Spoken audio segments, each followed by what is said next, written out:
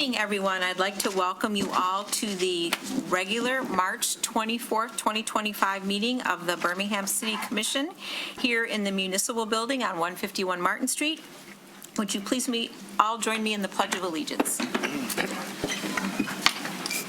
I pledge allegiance to the flag of the United States of America and to the republic for which it stands, one nation, under God, indivisible, with liberty and justice for all.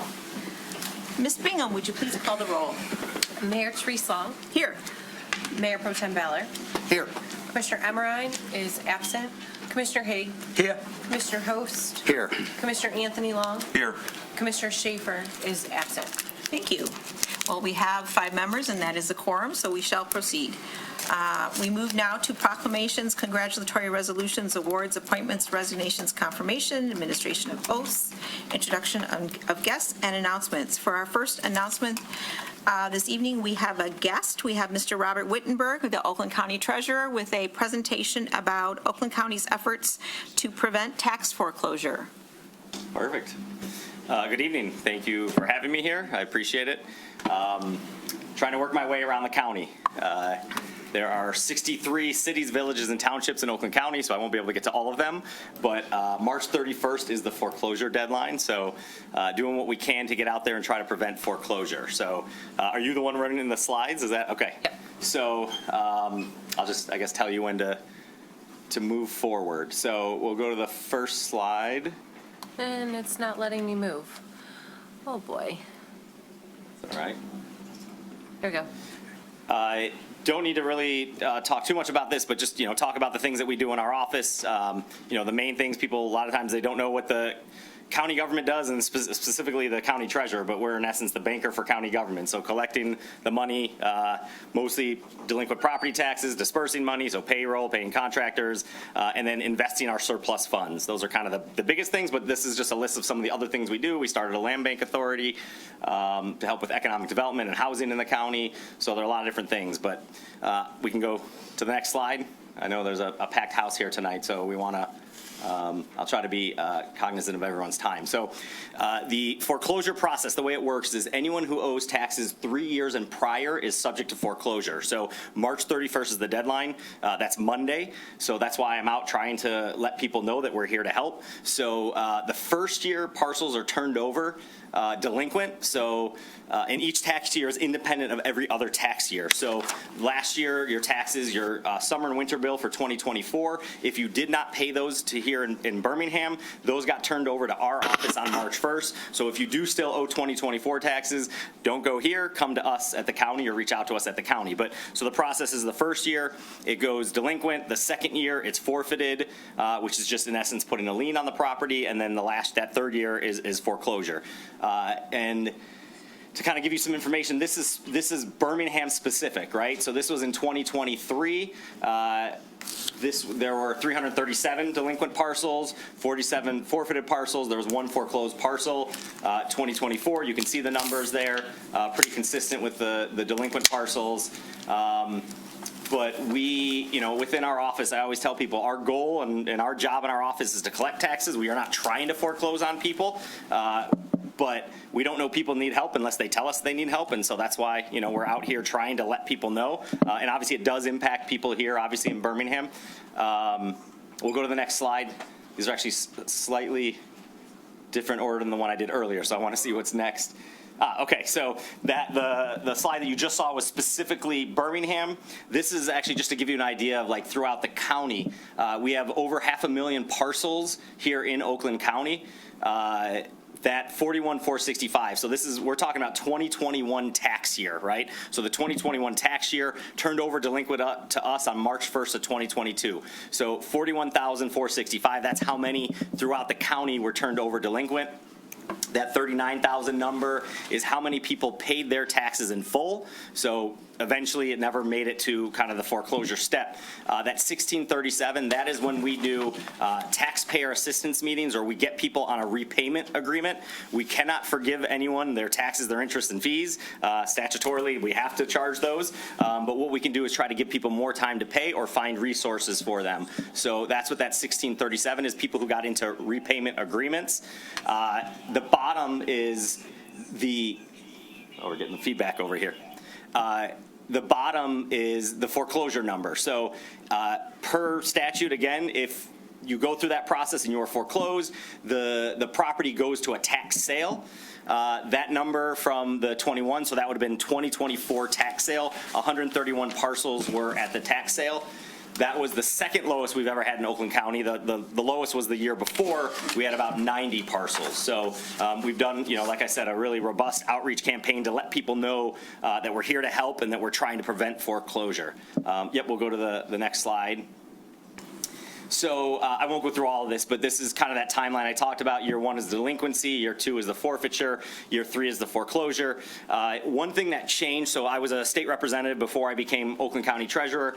When I was in the legislature, we actually voted to change the law. So previously, if you were foreclosed and you owed, $10,000, whatever it was, the parcel was sold, the county was made whole with their $10,000, but kept the surplus as well. There was a lawsuit.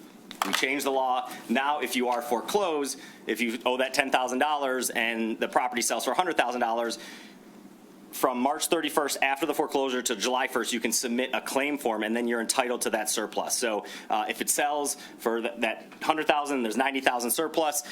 It's a judicial process, but the judge can actually grant you that surplus, and we write a check to them. And if there are multiple interest holders, it would be split however the judge deems it. So that's after the foreclosure. There are fees, interest, all that's added. I don't have to go through all the specifics of that, but it adds up quickly. It is 1% per month the first year when you're in that delinquent year, and then it's 1.5% per month retroactive going back in the second and third year. So it adds up quite a bit. On the right side, this is the notifications. These are the statutorily required notifications. We actually go above and beyond and do more notifications, even more so than what's listed there. We visit the property twice. So we do everything we can to let people know that they are at risk of foreclosure and that we are here to help. So that has all the information there. We'll go to the next slide. So I kind of went through all this, but the top left, it's a 3-year process. And I think I mentioned this, but just to reiterate, each year is independent of the other year. So if you owe 2021 taxes, you're subject to foreclosure, but you don't owe any other taxes. If you owe 2022 this year, right, 2022, you're subject to foreclosure even if you don't owe any other taxes. Or if you owe multiple years, you're obviously subject to foreclosure. So we are trying to help people. Again, March 31st is the deadline to pay or to get on a repayment agreement. We saw those numbers here in Birmingham specifically. There are still parcels here in Birmingham that are subject to foreclosure that we are actively trying to touch base with the people to prevent foreclosure. Within our office, we have a financial empowerment center, so someone that is like a financial coach who helps people with debt relief, budgeting, trying to find resources in the community. We also do, and I mentioned this, right, we talk to people one-on-one, our taxpayer assistance meetings. Myself and 6 other people in our office talk to people about their unique situation and see how we can help. The community outreach, that's exactly what I'm doing, trying to get to as many communities as possible. We have a commercial online, on TV actually, and some others online, also in local publications, just urging people to reach out to us. I think that's everything on this page, and I'm just about done. So community resources, so within our office, that financial empowerment center I mentioned to people, you can call our office 248-858-0672. You can go on our website, oakgov.com/treasurer, to get more information. Within each community, they do have a poverty exemption, so it just depends on your income. You would have to talk to the local assessor. I assume Birmingham, you use equalization as your assessor. So that number here is, you would call Oakland County Equalization, which is the local assessor for Birmingham, 248-858-0740. It depends, there's certain requirements for you to qualify, so you can call them and get the information. One other entity that is not affiliated with us, but it's a nonprofit that we refer people to, Lakeshore Legal Aid. It is a free legal service for low-income families and seniors. They do everything but traffic citations and criminal law. So if that's your issue, don't call them. There are other things, and you fall under one of those categories, feel free to call them. 1-888-783-8190, lakeshorelegal.org. We'll move to the next slide. Thank you. I think we're almost done. So this is just an FYI. We actually recorded some videos. They are being edited right now, talking about a lot of things that people always have questions to me and to our office about the 3-year process for foreclosure, about the pop-up that happens when people buy new homes, the assessment notice that you get. So these should be live soon, and we'll let you know when those are live, and you can check on our website and social media. So we'll go to the next slide. And that was it. So if you didn't hear anything else that I said during this meeting and you're watching this here or at home, the one thing I want to make sure you know is that we are here to help. Again, we don't know you need help unless you tell us you need help. Please call us, our office, 248-858-0611, or email me at treasurer@oakgov.com. I try to be as efficient with that time as possible, but I'm happy to answer any questions that any of you have, or you can reach out to me. Thank you for the information, for the presentation. Delighted to see the reporting that there was only one foreclosed parcel in each of the 2023 and 2024 years. So that would have been the, 20 and 21 You got it. Original tax You're year? a quick learner. Thank you. Yes. So we appreciate the presentation, and we'd be happy to share through social media when those videos are available. That'd be great. Yeah. Thank you. Thank you so much for having me. Yeah. Nice to see you all. Thank you. Yep.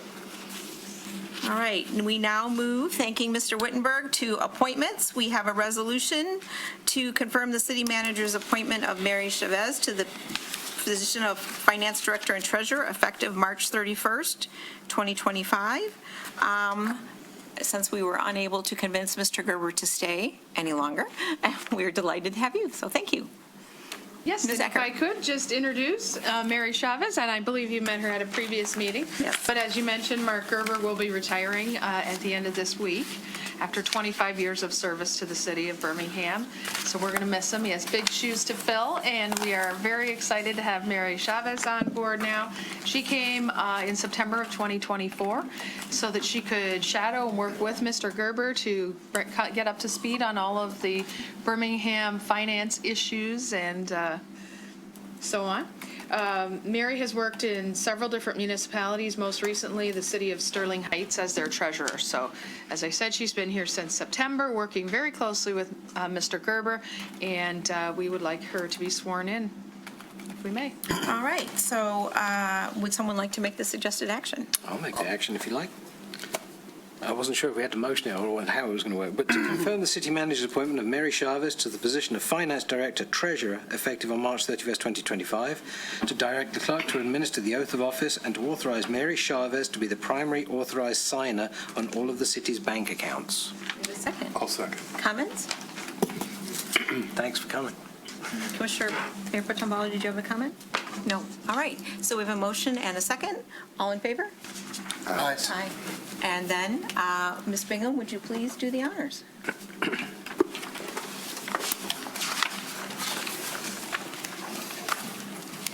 Raise your right hand, and you'll say it maybe after me. I do solemnly swear or affirm that I will support the Constitution of the United States of America and the Constitution of this state, and endeavor to secure and maintain an honest and efficient administration of the affairs of Birmingham, free from partisan distinction or control, and to perform the duties of office of Finance Director and Treasurer according to the best of my ability. Okay, you're just going to sign it very quickly.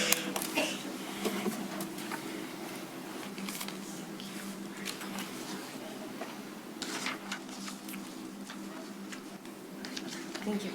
Congratulations. Thank you.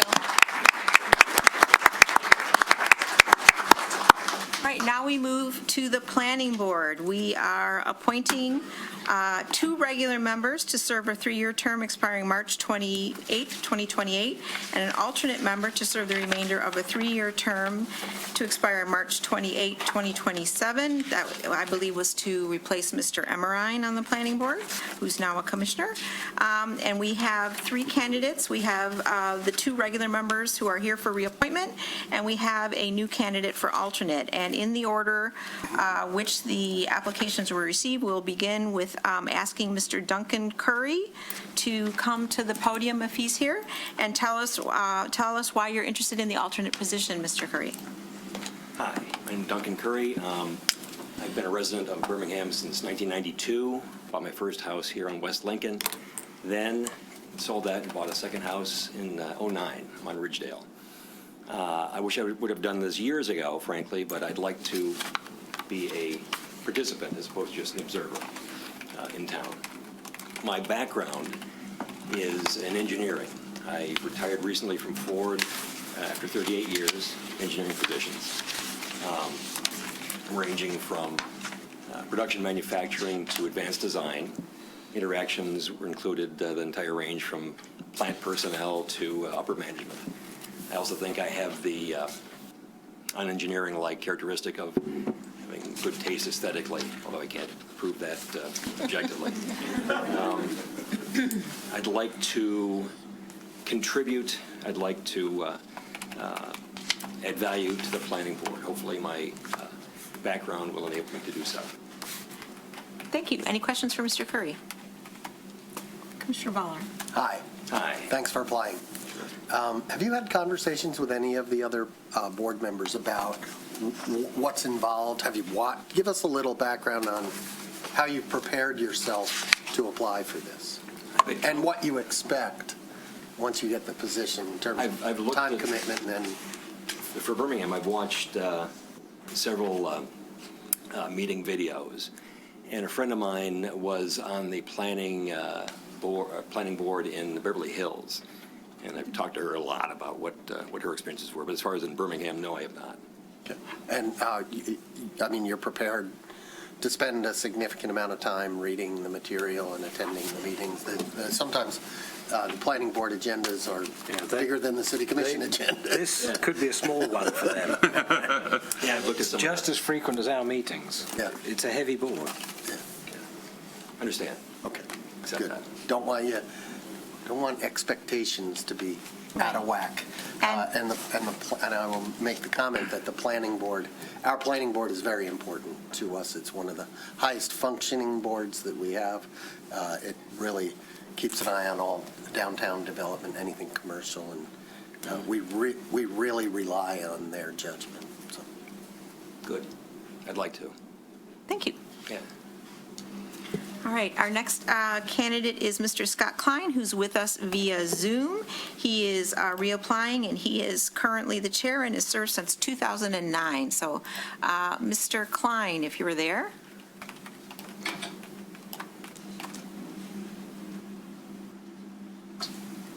Hello, can you hear me? Yes. Yes. Wonderful, wonderful. Good evening, Commissioners. I apologize I can't be there in person. I had some travel already lined up, but I did want to make sure that I got my name in to respectfully request to be reappointed. I've been a member of the Planning Board for longer than I can remember. I currently serve as chair, and my white hair proves that.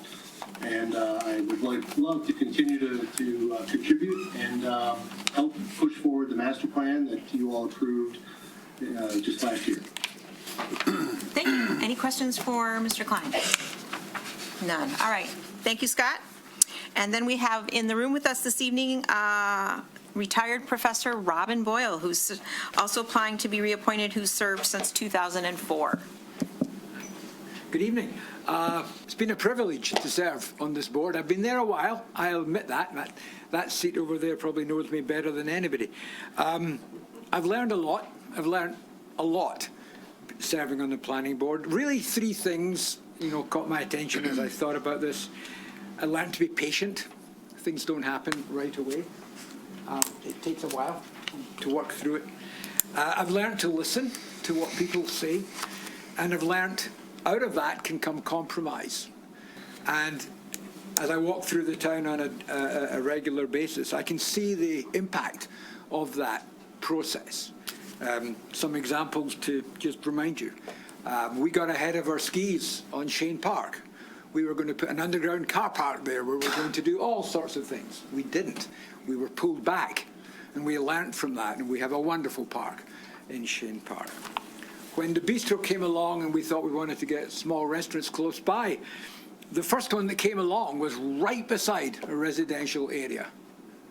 It's been an enormous success. It used to be called Forest Grill. It's now called Forest. And why did we do that? Because the neighbours came out and met the developers on site to be one of our first bistros, and it's been fantastic.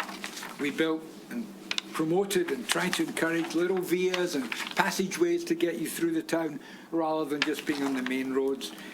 And then at the big scale, we've done several plans for the city, the downtown area, the individual districts, and indeed, as Scott just mentioned, the master plan. We're not there yet. We're going to start to implement and work with this board here together to try and put some things into place. And then, of course, we've got the big icons of big development that has come about gradually and slowly. We still haven't fixed the most important junction in southeast Michigan, if not the whole of Michigan, if not the Midwest, which is, of course, Woodward and Maple. But one day, Jana, we'll get there. Thank you very much. Any questions? Any questions for Mr. Boyle? No. Thank you very much. Do we have nominations? I'll start with Mr. Haig. I'd like to nominate Scott Klein for a position as a regular member to serve a 3-year term to expire March 28th, 2028. All right, and? I'd like to appoint Robin Boyle, as a regular member to serve a 3-year term to expire on March 28th, 2028. Hey, I'll go ahead. I'd like to nominate Duncan Curry as an alternate member to serve the remainder of a 3-year term to expire March 28th, 2027. All right, thank you. All in favor of Mr. Klein being reappointed as a regular member? Aye. Aye. Any opposed? None. All right. All in favor of Robin Boyle being reappointed as a regular member? Aye. Any opposed? None. And all in favor of appointing Mr. Duncan Curry to be the alternate member? Aye. All right. Thank you very much. And Mr. Klein, Ms. Bingham will catch up with you later. Mr. Boyle and Mr. Curry, if you could remain in the room while we complete the other appointments this evening. We now have an appointment to the Multimodal Transportation Board, and for a regular member serving the remainder of a 3-year term to expire March 24, 2028. And we have Z. Rosie Cool. Ms. Cool.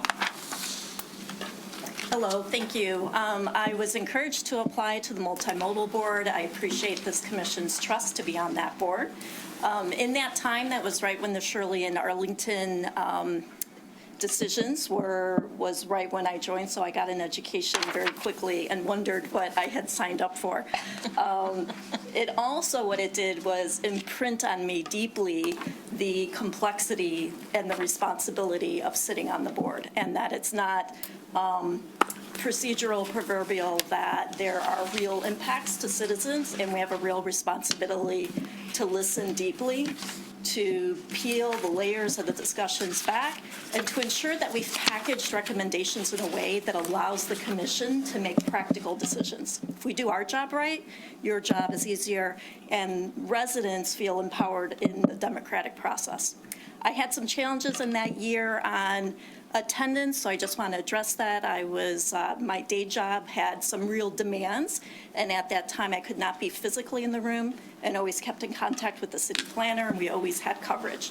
I now am in a different position and have more flexibility, and I really evaluated if I could continue on this board in addition to my recent commitment to the community house as a board director and reprising the 21st century leaders. I do believe that I can do both, and I submitted the application with that intention. And also in the discussion with City Planner Nick Dupois, I hope I said that right, I asked him earlier this evening. I think this board is most successful when there is consistency. We have a lot of turnover on this board, and there's a learning curve. And if there's a learning curve, it makes the layered discussions and the nuances more difficult to do. So in the interest of board continuity, knowing that 2 are rolling off, and knowing that I have more flexibility now than I previously had, I respectfully submit my application. Thank you. Any questions from the commission? Commissioner Haig? I'll nominate if we want to. Certainly. I would like to appoint Miss Rosie Cool as a regular member to the Multimodal Transportation Board to serve the remainder of a 3-year term to expire March 24th, 2028. All in favor? Aye. Any opposed? Thank you very much. We now move to the Parks and Recreation Board. We have one position for a regular member to serve a 3-year term expiring March 13th, 2028, and we have one position as for an alternate member to serve a 3-year term expiring March 13th, 2028. Both of the members who hold those positions are here asking for reappointment, and we also have 3 additional interested community members. So in the order the applications were received, Mr. Jerome Dixon, if you are in the room or online. Do I see Jerome Dixon online? I do not. Do you have any indication, Ms. Bingham? Okay.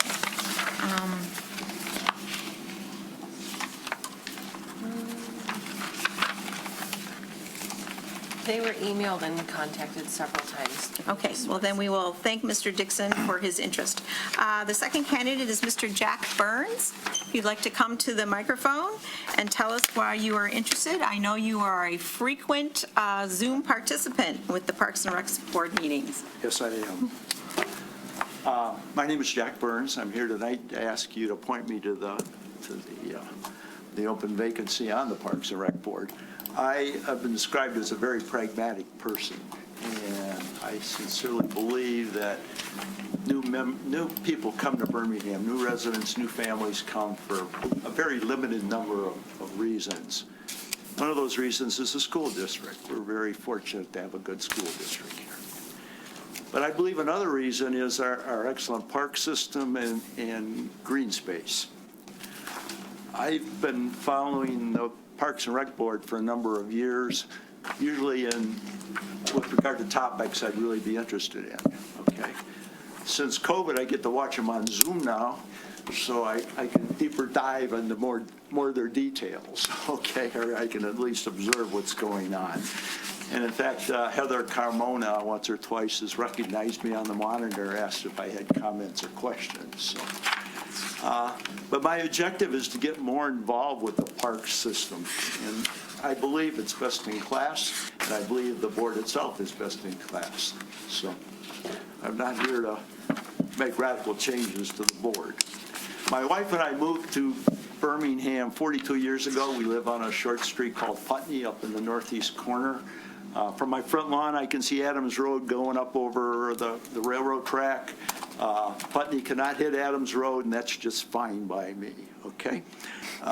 We raised 2 beautiful children in that house. Both of them went to Seaholm and eventually went to very good universities. But the important thing about where we're at is that we're bracketed by Manor Park, Poppleton Park, and now Adams School Park, which y'all did a good job on. And my wife and I really appreciate our parks. I retired after 36 years from Ford Motor Company. I was a senior systems activity manager. I had budgets in the tens of millions of dollars. I always had approximately 100 or more people in my activity. At Ford Motor Company, the status quo is run the line.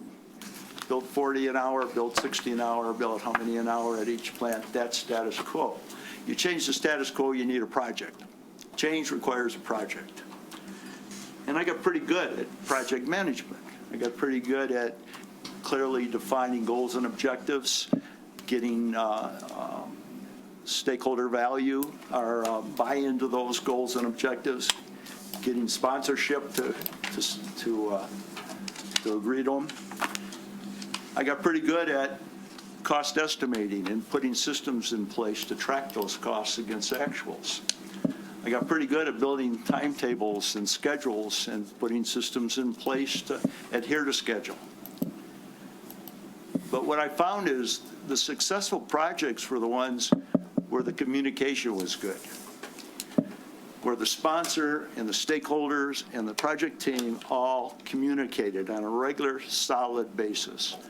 That always ended up in a successful project. And I look at the Parks and Rec Board, and it seems to me it's the way they operate. They have a job to do. I'd call it a project. They call it a line item or whatever, but I'd call it a project. So anyways, I really believe with my skills that I learned at Ford Motor Company, I would add significant value to that board.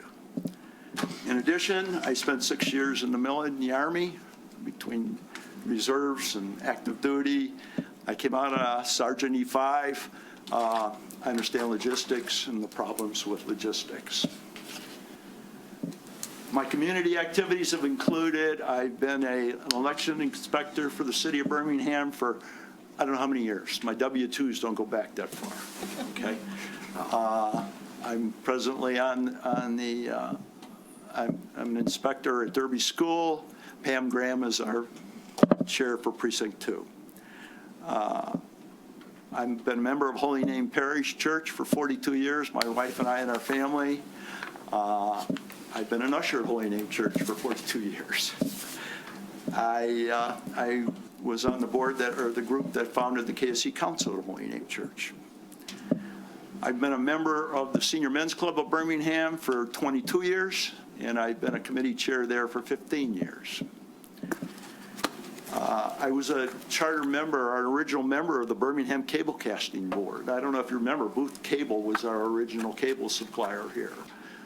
Joe Nolenberg and Brian Blazing and myself, et cetera, got out there and watched them lay the first cable. I mean, the first wire, okay. I've been a member of the YMCA for 25 years. I've been a member of Next for not that many years, but enjoying both. In fact, we're really looking forward to what's going on Lincoln Street with regard to the community center and the new Next Senior Center. I was a member of the Birmingham Jets senior men's softball team for 15 years.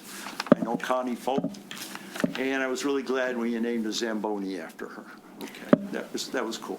All right, thank you, Mr. Burns. Can I ask the commissioners if you have any questions for Mr. Burns?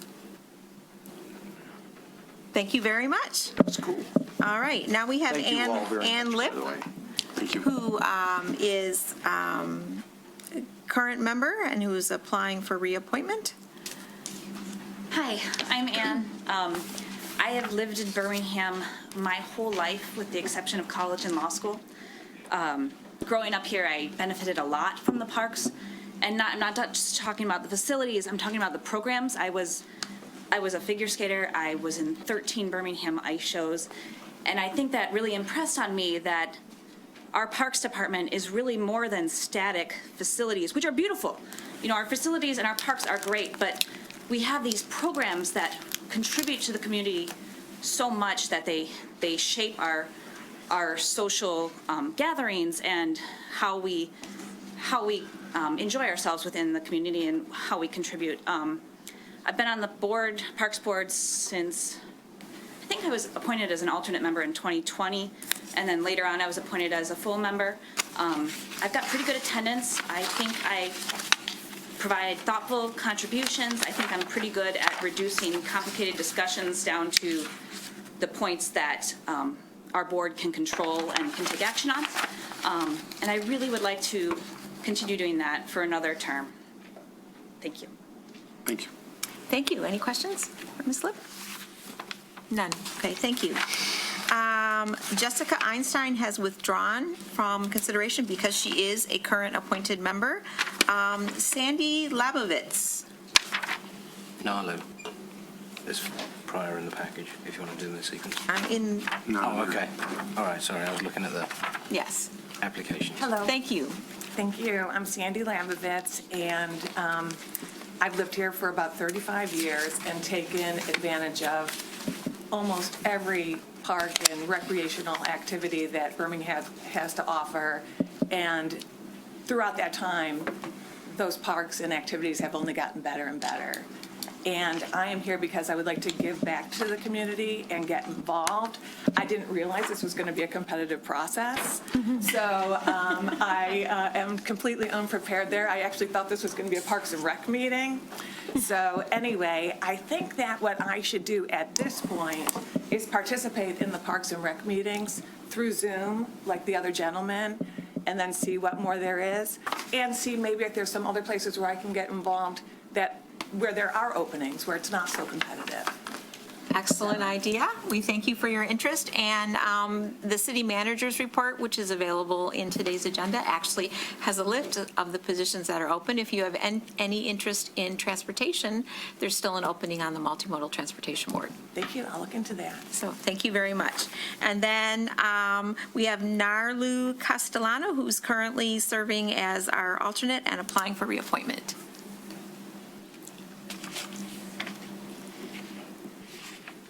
Hi, hello. So I've been a resident of Birmingham since 2016. I have a 5-year-old daughter who enjoys our parks.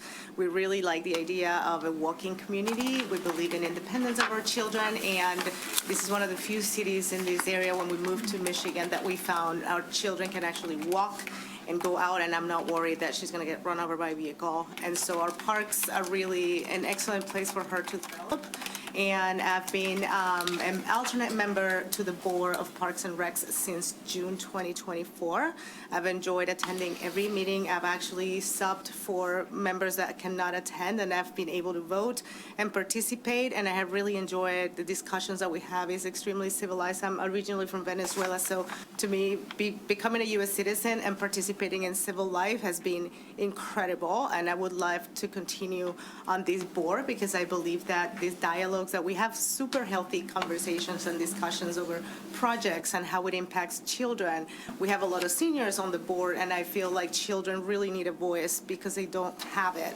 And so as a mother of a small child, I feel very strong about participating on the Parks and Recs board and continue to provide an environment in this city that really fosters development and independence and growth and safety and security for them. Thank you. Any questions? All right. Can we have a nomination? I'll do nomination. All right. I'd like to nominate Ann Lipp as a regular member to the Parks and Recreation Board to serve a 3-year term to expire on March 13th, 2028. All right. And a nomination for alternate? Ma'am, I've nominated several tonight. Commissioner. Happy to nominate Narlu Castellano as an alternate to the Parks and Rec Board. Serve a 3-year term to expire March 13th, 2028. Any other nominations? No, but I think we ought to compliment Jack and Sandy for coming forward. Absolutely. And ask them both to look for other opportunities and to continue to participate. So all in favor of appointing Ann Lipp as the regular member to the Parks and Recreation Board? Aye. Any opposed? None. All in favor of appointing Narlu Castellano as the alternate member to the Park and Recreation Board? Aye. Any opposed? None.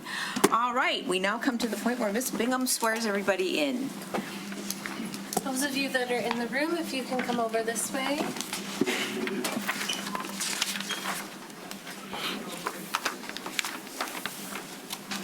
Raise your right hand and you'll say, I do after me. I do solemnly swear or affirm that I will support the Constitution of the United States of America and the Constitution of this state, and endeavor to secure and maintain an honest and efficient administration of the affairs of Birmingham, free from partisan distinction or control, and to perform the duties of office of Planning Board, Multimodal Transportation Board, and Parks and Rec Board according to the best of my ability. I do. I already have lines for everybody to sign on, so Robin.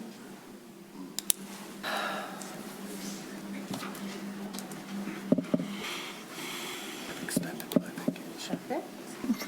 And Duncan. We would have had 4. Is that a quorum?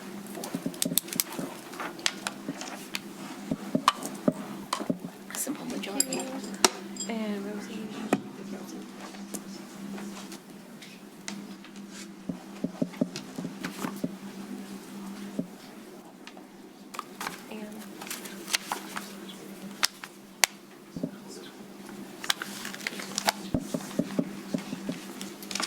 I wasn't fast enough to write your name in yet, but I will. You're fine. I can do it. Perfect.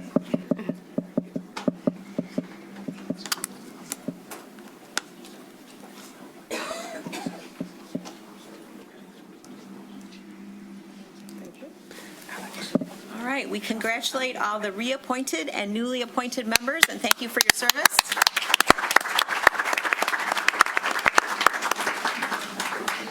And And now we move to open to the public for matters not on the agenda. If you would like to make a comment on something that is not on this evening's agenda, which includes all matters pertaining to Next, the bond issue, library, et cetera, millage, all that will be covered under those items. Please come to the microphone and state your name and address, and please try to keep your comments to 3 minutes. Thank you. My name is Danielle Rumpel, 843 Tottenham Road, and I am the current Baldwin Public Library Board President. Thank you for allowing me to speak this evening. I'd like to bring something to the City Commission's attention, a contract we received from the City of Birmingham for administrative services. Baldwin Public Library had a contract dated from 2009 in which the library paid approximately $104,000 annually for general HR, payroll, assessing services, treasury, and finance. While we knew that the contract was long overdue to be updated, we were quite surprised to receive an agreement for administrative services for approximately $219,000. That is a 109% increase in fees. Compared to other local libraries, both agreements from 2009 and the one just received a few weeks ago are far more expensive. For example, the Bloomfield Township Library, also a class size 5 library like Baldwin with the same size staff, pays only $31,500 in administrative fees. That's $2,000 a month for check writing and $7,500 for HR software. With increased administrative services and a possible millage reduction that you'll be discussing later this evening, and executive orders to cut library funds, the Baldwin Public Library could be forced to reduce hours, programming, or materials. We are very proud to serve our community 67 hours every week with a wealth of services and programs, and it would be a huge disappointment to the community to be forced to offer less. I'd like to note that the administrative services contract was presented to Director Kraft approximately 2 days after our February board meeting. A discussion about decreasing the library millage happened with Director Kraft right after our March board meeting, just 4 days before tonight's meeting. As a board trustee, I find the delivery of this information immediately following our regularly scheduled board meetings to be inappropriate, and I think advanced communication and thought for the elected board to have time to discuss in an open forum is incredibly important. Thank you. Thank you. Any other public comment this evening? Any public comment on Zoom? I see none, so we will move on to the consent agenda. All items listed on the consent agenda are considered to be routine and will be enacted by one motion and approved by a roll call vote. There will be no separate discussion of items unless a commissioner or citizen so requests, in which event the item will be removed from the general order of business and considered under the last item of new business. Commissioner Host. J as in Jack. Okay, Commissioner Host has J. Commissioner Haig. B Bravo, E Echo, G Golf, please. E, G, and? B. B. Oh, excuse me, B, G, and? B Bravo, E Echo, G E. Okay, Golf. thank you. Okay. B, E, G. Commissioner Long or Commissioner Bowler? None? Are there any items on the consent agenda that a citizen would like removed this evening? I see none in the room and none online. Could we have a motion, please? I'll make a motion to approve the consent agenda as written with the exception of items B, E, G, and J. I'll second. All right, we have a motion and second. Any comment on the motion? Any comment from the public on the motion? In the room, online? Ms. Bingham, roll call vote. Mayor Pro Tem Ballard, Yes. Mayor Lowe, Yes. Commissioner Host, Yes. Commissioner Anthony Lowe, Yes. Commissioner Haig. Yes. All right, and would the commissioners like to handle these items now? Please. All right, we'll go in alpha order. Commissioner Haig, item B, please. Okay, item B, it's just more of a clarification in the meeting minutes in item 03-041-25, Birmingham Community and Recreation Centre draft agreements. In the commissioner discussion beyond immediate changes to the drafts, 9th and 10th bullet points talk about the millage money for senior services That was a conversation. We have to be very careful because the wording of that particular millage was more, I read it, for infrastructure than services. So I just wanted to make a clarification there. That was a conversation that was held. If there is any disbursement outside of the planned process, we need to have a further discussion of exactly how that would work because it was sold to the community with very specific wording. I just wanted to make a clarification and no other observation. So if there's no further comment on it, I would like to motion that item B be approved as written. Second. All right, we have a motion, we have a second. Any comment? All in favor? Aye. All right. Commissioner Haig, item E. So item E, this is actually a wonderful demonstration of the speech that Ms. Cool gave us about the importance of what the multimodal board do. So the item is service drive parking restrictions along Woodward Avenue. I think just about everybody has been aware of public discomfort with noise levels. And there was an earlier move to restrict parking to, I believe it was 15 minutes in certain areas along Woodward that appears to have been extremely successful. And this is now a continuation of that. And I only wanted to pull it to highlight the fact that we are trying. We have a multimodal board and a police department that are trying to help the citizens within the constraints of what can be done with the city's ordinances. The noise is a state level. There are other activities going on, but we can control this. So I just wanted to applaud them for the actions. I've noticed driving up and down Woodward on a Friday, Saturday night that there is a significant difference of audience, and when there's no audience, there's no show to put on. So I'm hoping that this will continue to slowly make progress for residents' comfort levels. And that was it. And it was successful as a pilot program last year, and this makes it permanent. So, and we thank the Chief Gruey and the Police Department for their efforts in this regard. So with that, would you like to make the motion? Do I have to read the 1, 2, and 3 just to make it all clear, or just the first paragraph? Suggested resolution. Okay. All right, to make a motion adopting a resolution to permanently enact Woodward Avenue service drive parking restrictions as recommended by the Multimodal Transportation Board as follows. 1, 15-minute parking, 7 p.m. to 6 a.m., Friday through Sunday.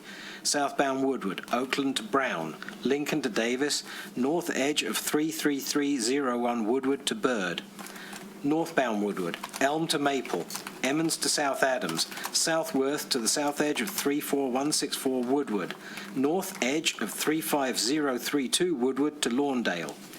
2, 15-minute parking, 7 p.m. to 10 p.m. Friday through Sunday. Northbound Woodward from Sheffield to Emmons. 3, 30-minute parking, southbound Woodward from Brown to Hazel. Second. Second. We have a motion and a second. Any comment on the motion? Commissioner Baller. Question for the attorney. Could he have simply said, "I'll move the suggested resolution"? I like it better when you guys place it all on the record, so there's never discrepancy of what the resolution is. Thank you. All right. Any comment from the public on the motion? None in the room? None online? All in favor? Aye. Aye. Any opposed? None. All right. Commissioner Haig, item G. So item G, I have an objection to one word used in the background description, and I'll read the sentence. It's the second sentence under the paragraph background. Bloom is a vegan plant-based restaurant. This is being submitted as a bistro, and if we look in the rest of the package, there's another bistro discussion, and it uses the wording food and drink establishment instead of restaurant. I would prefer to have the word restaurant, even though it's background, removed, because this is a bistro, and call it a food and drink establishment so that there's no ambiguity at any point in the future. That's my only objection to this. Does the city attorney have any objection? No. All right. Does the commission support that change? I'll second. All right. So we have a motion and a second. Any comment on the motion? Comment from the public on the motion? None in the room, none online. All in favor? Aye. Aye. Yes. Motion approved. And then Commissioner Host, you get item J, the Great Park motion. First, I'd like to compliment Ms. Laird and Mr. Zielinski for a really nice presentation on these well sites. And the only reason I pulled it is, can the Parks and Rec Board or DPS consider coming up with better names? For example, the West Lincoln well site would be nicer to say the West Lincoln Neighborhood Park. And I don't even know what to say about Derby Tank. The point is, why do we have to have these wells and, specifically in the park name? I'm glad they're all becoming parks, but Well, the neighbors took the initiative of renaming Pump House Park years ago, and now that these are going to be officially park sites, I'm sure that's something that the Parks and Rec Board can entertain. that was the only reason I brought it up, that, Pump House Park, it really doesn't move me. All right, would you like to make the motion, Commissioner Yes, Hurst? I'd like to make a resolution to designate the following well sites as parks: Baldwin Well, Derby Tank, Pump House Park, Reading Well, and West Lincoln well sites. Thank you. Do we have a second? Second. All right, we have a motion and a second. Any comment on the motion? Any comment on the motion in the room? Online? I have a comment. Commissioner Baller. Is that sufficient direction to have the Parks and Rec Board embark on a naming program? Or do we have to add that to the motion to direct them to do that? Well, that's up to you. I think we'll pass that along, and if they agree, that they probably would. And Mr. Zielinski and Ms. Laird are in the back of the room and have heard this. So. Okay, I'll take that as a yes. We appointed the chair even though she left the room, so I'm pretty sure she can get a subtle hint out of it. Yes. All right, so we have a commissioner comment. Any public comment on the motion? In the room? None? Online now? All in favor? Aye. Thank you very much, everyone. That concludes the consent agenda, and now we move to the city manager report. Ms. Ecker. Yes, good evening. I'll start with from the Baldwin Public Library. The library is asking everybody to participate in a survey. If you can take 15 minutes to fill out the survey on the future of the library, and they're offering $100 gift certificate and bonus bucks for the lucky winner, who will be from a raffle, basically from all the people that participate in the survey. Also from the library, they have indicated that there's been an issue with AI-generated book summaries that have become more prominent when searching for popular book titles in Hoopla, and basically it looks like a real book, but it isn't, and the patron goes and clicks on it and tries to check it out. They get the wrong book, and this costs Baldwin money because of the checkout, so they just want you to know that they will be monitoring this particular publisher, which is Midwest Tape, who has been these AI-generated fake books, so to speak, have been popping up, and they're monitoring that, and we thank the library for noticing that and for bringing that to our attention and addressing it.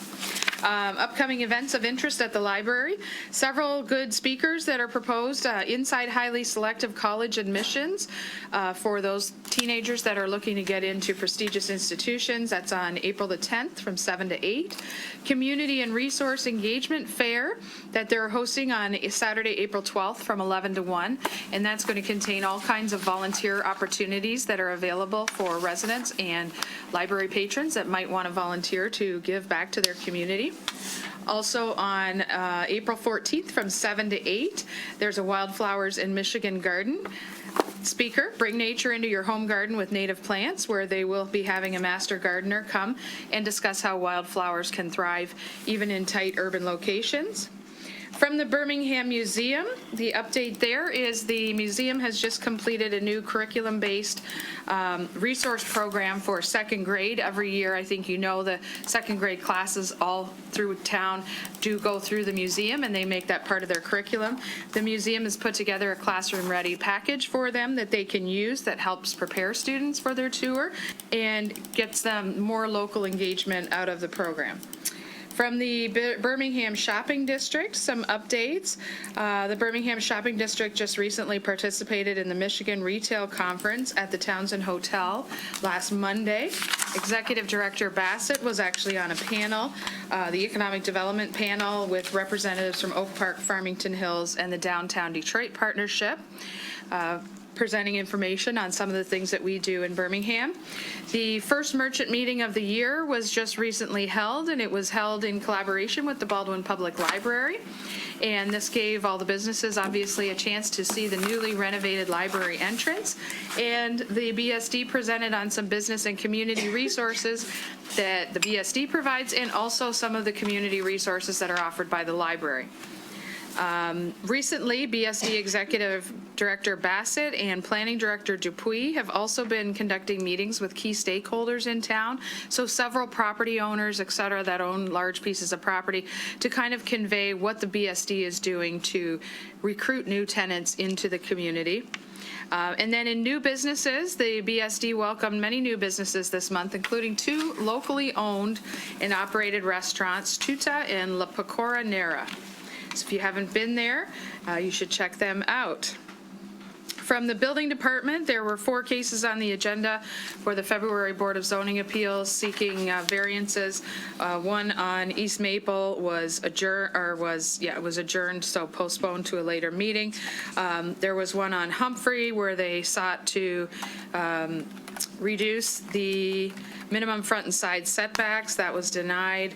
There was one on Henley, 550, where they requested front and side setback variances. That was approved. And then another one on 468 Willits for variance on a maximum building and eave height, because the house was being constructed on a slope, so it changed the height calculations and so on. From the city clerk's office, everybody, reminder to save the date for the Hometown Birmingham Parade on May 18th. That will kick off in downtown at 1 o'clock, and then there will be a party in the Shane Park. And the city clerk's office is looking for anybody that's interested in marching in the parade, community groups, local businesses, dance teams, scout troops, neighborhood associations, children, adults of all ages, if you want to participate in the parade. If you have a local business or a local organization and you wish to sponsor something, you can also get your name and exposure through the parade and or a booth in the park, in the party in Shane Park after. Also, they're looking for vendors, people that are willing to perform in the parade or provide some services at the after party. And of course, the clerk's office is always looking for volunteers to help them behind the scene in organizing the parade and the party in the park. As the mayor pointed out earlier, there are many opportunities for Birmingham residents to participate with the community by joining a local board or committee, and we do have an extensive list of openings available, and that can be found on the Birmingham website at bhamgov.org/board opportunities, and there is a whole chart of all of them. So if anybody is interested, they can take a look at all the openings and see which ones may be of interest to them. From the city manager's office in communications, we have the April edition of Around Town e-newsletter that will be coming out very shortly. There'll be information in there on the Birmingham Community and Senior Center progress, the Birmingham Police Department's annual report, spring events, and more. There's also a section on the Birmingham Community and Senior Center public education, some information that's out there that the communications department is putting out, what's going on, what the updates have been with the progress. I know the commission has asked for it to be on every agenda, so I know everybody in here is pretty well up to speed on what's going on, but this is to put that information out to the public, to educate them as well. The spring edition of the Birmingham Beat newsletter is also going to be in mailboxes soon. That's the paper copy. And there'll be information about green initiatives, planning for the community and senior center, spring events, exterior home improvement requirements, upcoming infrastructure enhancement projects, and drilling safety tips, to name a few. From the engineering department, I think somebody mentioned this at the city commission at a previous meeting. Why don't we highlight some of the work that the engineering department has been doing with all of the work that's going on? And seeing as it was National Engineers Week in February, near the end of February, the communications department, Communications Director did recognize and acknowledge the hard work of all of our experienced, innovative, and dedicated engineering team members. And you can see in the manager's report, there's a lot of information, and essentially, they've been providing information on all of the projects that they've been doing. They've dealt with more than 700 engineering-related permits and approximately $15 million in sewer, water, and road infrastructure projects, which is approximately 1/3 of the city's total annual expenditures. So it's a large portion of the city's budget that does go on infrastructure upgrades and enhancements. Also, 3 American Public Works Association awards were awarded to the city and the engineering department for their work. The 2024 Merit Award for the South Old Woodward Construction Project was one of them. And let's see, there was another one for the T-Box number 1 at Lincoln Hills Golf Course was another. And there was also a whole page that was put out on the website that advertised, it gave a little more information and breakdown as to where that $15 million goes that the Birmingham City Commission has authorized for infrastructure projects. With regards to sewers, that's 3,120 feet. This is in 2024 alone, of 1920s era sewers that were replaced, 3,450 feet of 1920s era sewers that were lined with new lining, and 3,850 feet of new storm sewers that were added. With regards to water mains, there was 8,520 feet of 1920s era water mains replaced. Keep in mind, 1920s, that's 100-year-old water and sewer pipes. So we do have a lot of work to do, and we're moving forward at quite a rapid pace, 1/3 of the city's overall budget.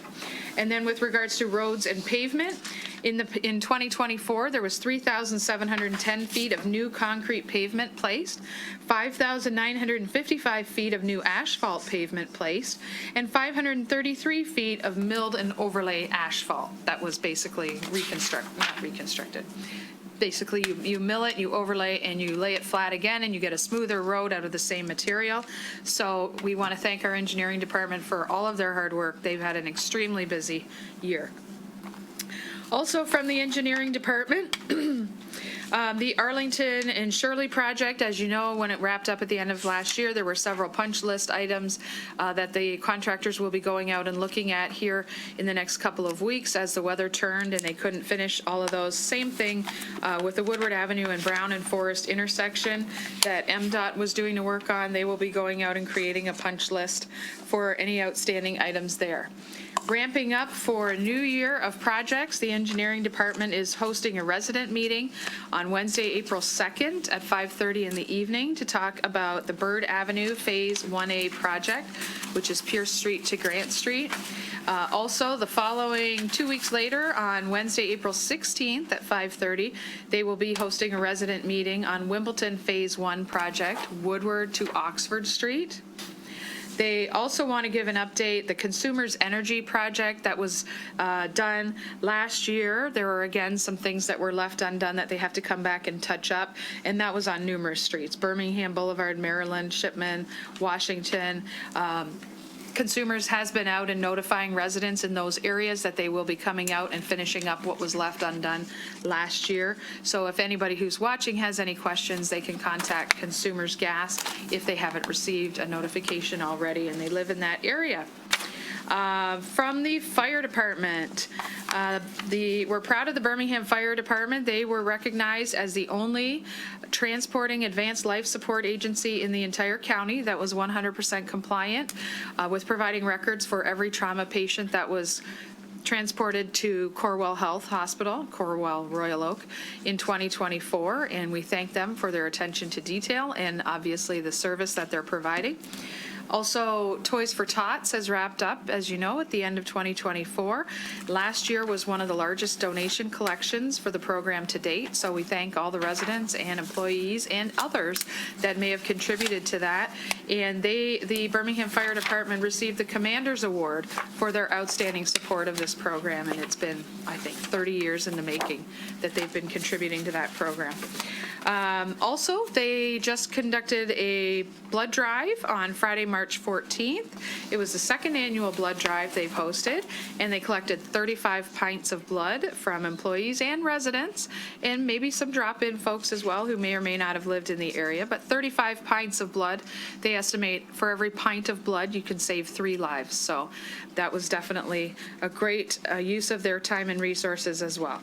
From the Human Resources Department, there are several seasonal people that have been hired for the golf course. And then the biggest one I wanted to mention was in community development. We have a new city planner that was hired, and you remember Brooks Cowan had departed, and we hired Summer Aldred Aarons, who was actually currently an intern student, I believe, who is now entering into a full-time city planner role. So you'll be seeing more of her at this meeting. From the March hiring anniversaries, we have a long list of people who have their hiring anniversaries this month. I usually highlight those that have served the city more than 20 years. So congratulations to Elizabeth Fu from the library for 20 years of service, Scott Pounders from the DPS, Department of Public Services, for 21 years of service, and Melinda Comerford from the BSD for 25 years of service. So thank you to all of those. And then I have something else that I'm actually going to turn it over to Christina from the Human Resources Department. She's going to tell you a little bit about our new employee culture guide that HR has put together, and they've done a fabulous job. I don't want to steal your thunder. Thank you. My name is Christina Salufo. I'm the HR manager, and I am so excited to share our newest employee engagement initiative, which was just recently unveiled and put into use. Over the past few months, HR generalist Rachel Maddie, who is joining us today, worked tirelessly on this. It was a labor of love, which, she wanted to come out and see this presentation. So she really put a lot into it and worked with the different unions and different departments to put this employee culture guide together. So what is an employee culture guide? It's a complement to the employee handbook. So the employee handbook will deal with policies and procedures. The employee culture guide is really designed to help the employee integrate into our organizational culture and reduce the time needed to find their way around. And so this culture guide, which would go to new employees, has 4 specific sections. One, we wanted them to know about the city, so we include a word from the city manager. We highlight the commission's strategic goals, and we share information on the city. The next section is department snapshots, because believe it or not, a lot of people who don't come from a municipal background dealing with all these different departments can be very confusing. So we want to lay it all out so that our new hires know exactly who to go to, which department to go to, and how to see how the greater picture, how all the gears work together. In our need to know section, we have employee logistics. So what holidays do we have off? When is the pay calendar? But also, most importantly, we include a summary of benefits for each different employee group. So for each different union we have different, vacation accruals. We have different, retirement contributions. So we wanted it very clearly laid out for each different employee group what their position grants them as far as benefits. And this has actually been extremely beneficial, not just with our new hires, but in promoting our positions to really showcase a snapshot of what it is that we offer. And then finally, maybe the most important part of the employee culture guide is our Stay Connected group section, which is specifically our culture section. So this is where we share information on where to find information, what are all the newsletters that the city puts out, what are our social media links, and the different events that we have, not just internal in our organization, but within the city, because we want our employees to understand and get up to speed and be integrated within our organization, but also within the community. We also make sure to include information on accessing employee services, like our benefits, our employee assistance program, because these are benefits that we have for employees. We want them to take advantage of that, and we want them to spend less time figuring out how to navigate it and more time, spent learning their new role that they're going to be going into. So it's been a huge project. Rachel Maddie, our generalist, has done a fantastic job coordinating this. Also, thank you to the communications team, communications director Marianne Gamboa and communications specialist Ann Tappan. It's been a huge group effort. We've unveiled this to the department heads and some of our new employees, and it's already shown to be very beneficial. And I really am glad that I'm able to share this today, because I think this is a really important step forward in the engagement, because the engagement begins before the employee even starts in the role. So this is a way that we can, start off running and really, wrap our arms around the new employee and have them feel welcome and eliminate some of those unknowns so that we can get them in their role more confident, quicker, so they're able to learn and get well at their position. So I thank you for your time, and I would love to hear what you think about the employee culture guide. Thank you. It looks very nice. Thank you very much. And I know the commission has expressed interest in making sure that the employees, even though they don't live in the city, are well acquainted with it to provide the best service they can to our residents. So thank you very much. Thank you, Rachel. Yeah. Thank you. Thank you very much. Updates from the planning department. The planning board has indicated they have several new developments on their agenda for March. Well, I shouldn't say brand new, but 479 South Old Woodward, Birmingham Towers. They're looking to modify the first floor plan of that building. 280 East Lincoln, Grace Baptist Church is coming for a SLUP for an addition to the church. And then they'll be talking about the Triangle District bonus height provisions. The Historic District Commission in March, they're going to be talking about three different things. The Historic Preservation Master Plan, which they're already working on. If you remember, we got a grant to move forward with that. They'll be talking about historic plaques, and they'll be talking about the Wallace Frost program, recognizing those homes that were designed by Wallace Frost. Also, the Environmental Sustainability Committee, remember that we turned from an ad hoc committee into a permanent board. They had their first meeting tonight. As you know, you've appointed 7 members to that board. I believe there's still 2 alternate positions available if anybody's interested in volunteering. They had their first meeting tonight at 5:30, so they're just getting kicked off and running, and they'll be implementing the recommendations of the Birmingham Green Plan moving forward. The Multimodal Transportation Board, if you remember, the commission asked them to look at potential speed mitigation issues and pedestrian safety measures on Shirley and Arlington. And they recently did look at that and finalize their recommendations, so that'll be coming to you at your next meeting. That was on their March 6th meeting. It'll be coming to you on April 7th. From the police department, March is National Social Worker Month, so we wanted to take the opportunity to highlight and recognize our 2 co-responders. We have 2 social workers in the city. We have Courtney and we have Sydney, and they work together with the police department. If there are issues of mental health or other things where a social worker can help, they will be called out and they will assist the Birmingham Police Department to help those that are experiencing a crisis. So we thank them for their dedication and professionalism. They've done a great job so far. Also, March this week is First Responder Wellness Week as well. So obviously we want to draw attention to the trauma and demanding physical requirements that come with the job, high levels of stress for police and fire also. So this week officers will be participating in several trainings geared toward providing them with support and education to better understand the mental and physical health risks.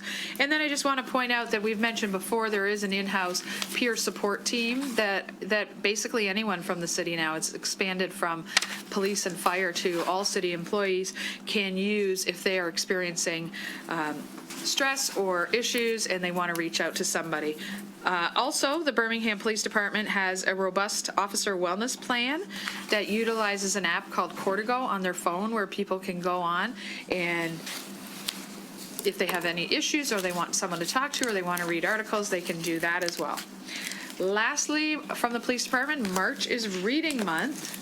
And on March 21st, which was Friday, we had multiple officers from the police department participate in Reading Month at Pierce Elementary, and they went out and read stories to the kids. And so obviously that's a great PR opportunity for our officers to help foster positive relationships in our community.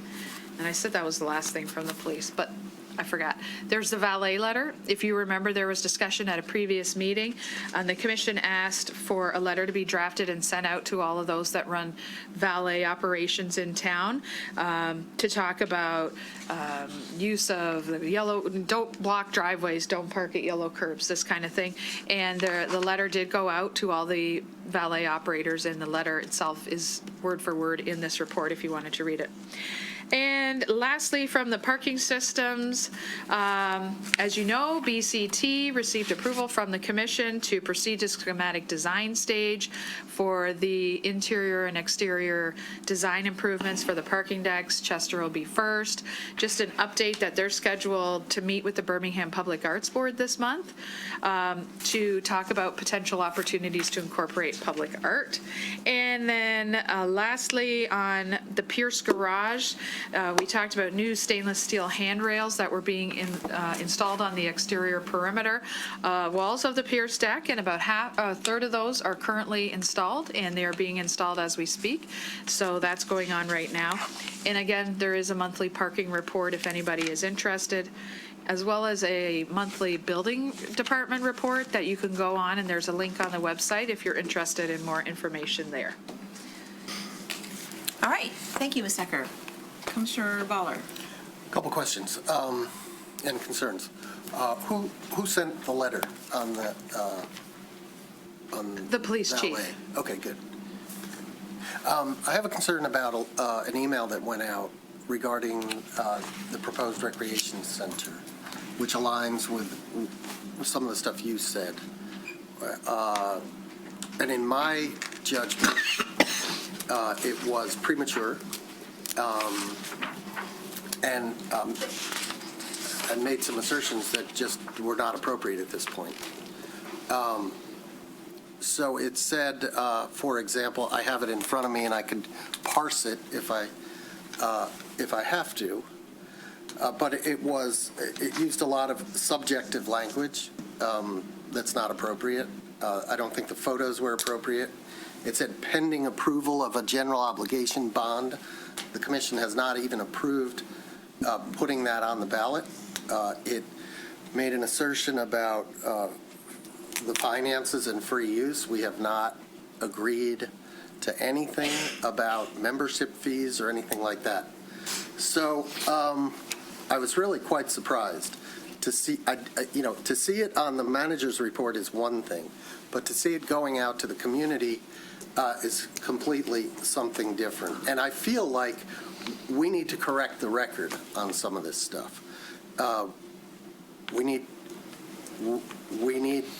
the community to know that we have not approved a bond vote, okay?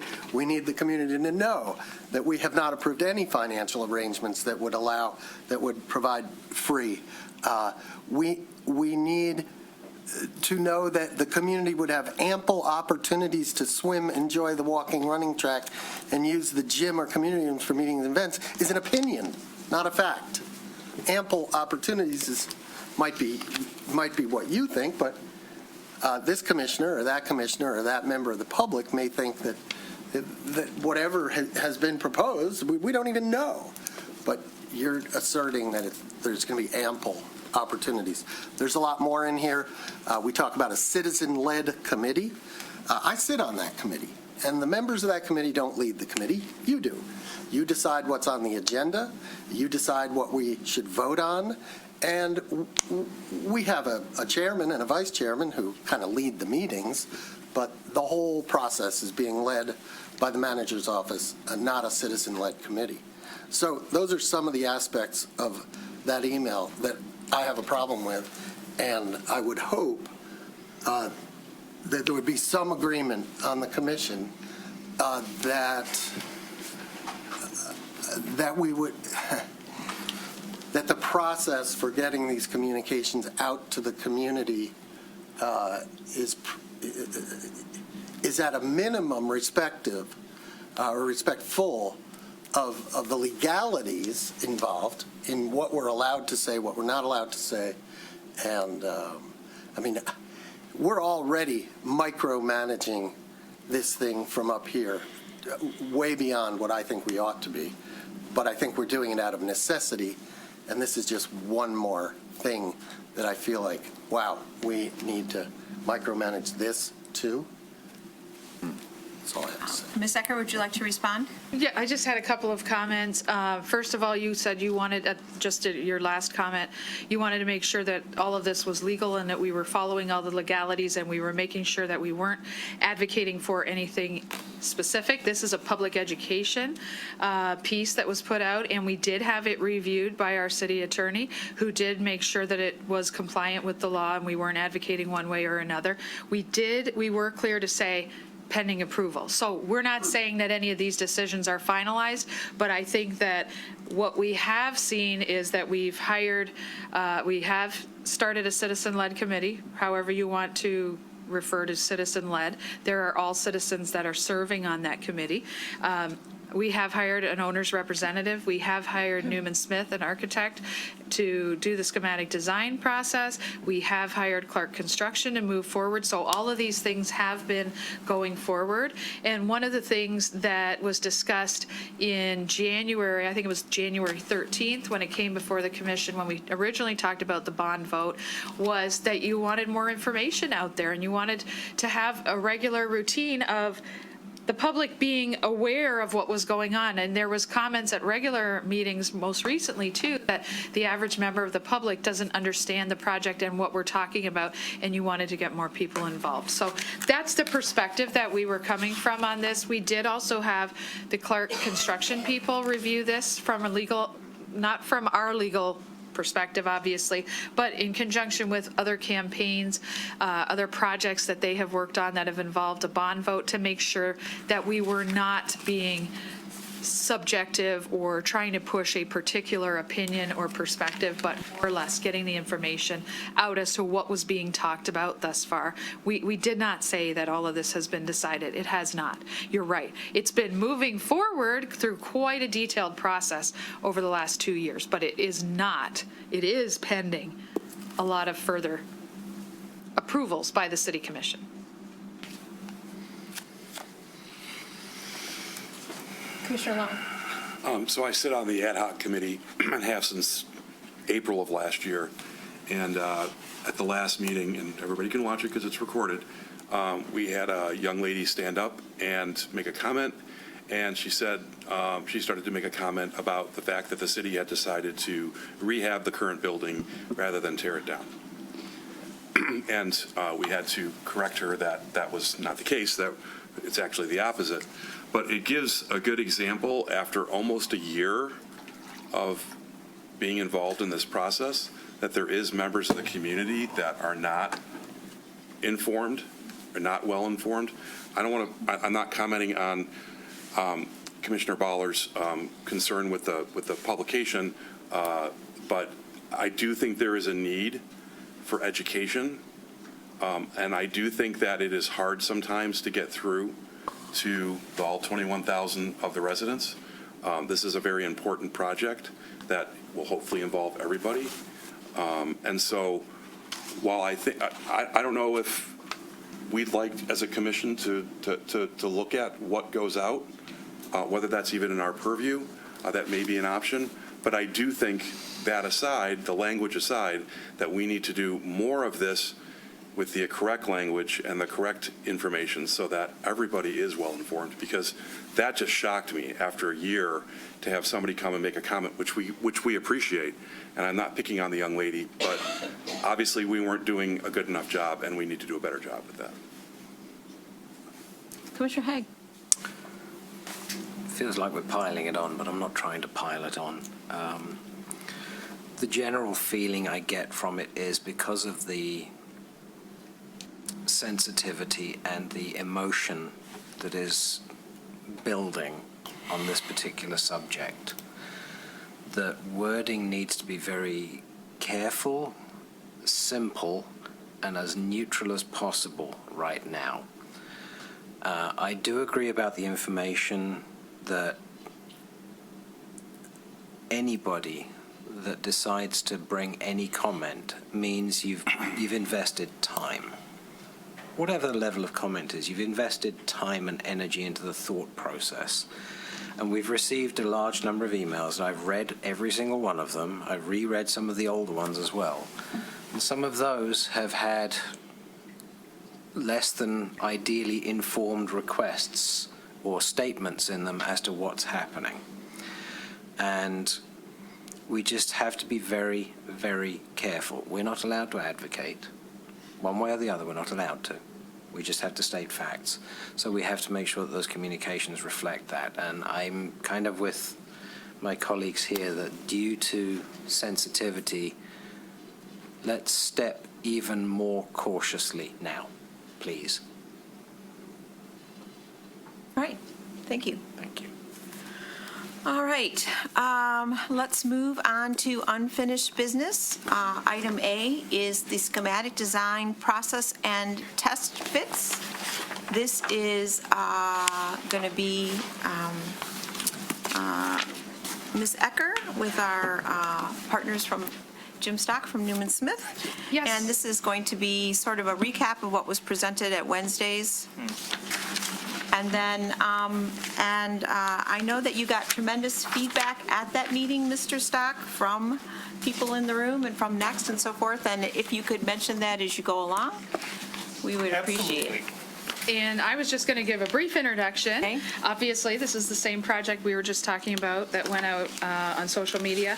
As proposed in the contract with Newman Smith when we hired them to do the architectural design, they were to come back with a test fit or two to the City Commission and come back and say, here's where we're leaning, here's where we're going, and to get your comments and feedback as they move through the schematic design process. This tonight, and you can talk about this a little more, is simply that. It's a reporting of where they are so far to get your feedback so they can move forward to schematic design. It's not the final design that would be laid out for this building. That will be moved, they will continue to work through the schematic design process. It did go to the ad hoc senior center committee on last Wednesday, and there was some feedback that was received, which was paraphrased, I guess, in the report. I'm not going to go through all the options. I'm going to leave that to Mr. Stock from Newman Smith, whose group has spent a lot of time and effort on this. And I do want to point out, though, that in addition to Mr. Stock and his team's efforts, we have had multiple iterations with not only members, the executive director and board members of Next, but the executive director and the head of the YMCA and some board members of the YMCA as well around the same table. I think it was 2 weeks ago we had when he came up with these first test fits, and I can tell you at that meeting they ended up pulling out the onion skins. There was like 30 of them, so they looked at a lot of different options and they came down with 3, I believe, and we had approximately 20 people around the table from Next, from the Y, from the city, our owner's representative and the Newman Smith team, and we walked through all of these things so that all of us could have input and say at the same time and narrow that down so that we could bring some test fits that would work for all the organizations involved before it went to you. And tonight, we're here with the 2 test fits. Yeah, and I have a problem already. I don't have someone to advance slides, and nor do I have an HDMI cord. So, but Janice stole a little bit of my thunder. Sorry. The meeting was only 3.5 hours long, but don't worry, we provided some snacks and water. Did you bring them tonight? I'm sorry? Did you bring them tonight? Actually, I do. I do have some snacks. But we walked out of the room in an agreement. We actually had 4 schemes. And if you wish, I could review those with you tonight as well. But the 2 that you see in the packet are the 2 that was recommended by our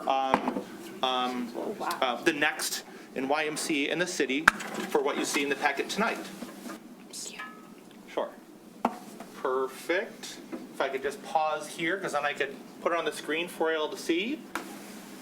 Or I might even be able to work it from here. So. Yeah, okay.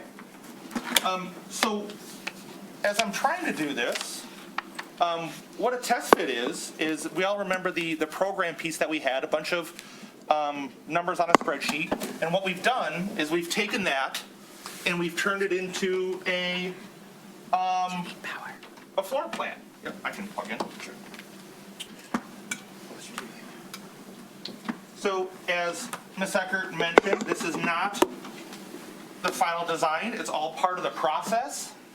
And it starts to show you, as I mentioned a few weeks ago, about how these boxes fit together as a floor plan. So, okay. I think I got it.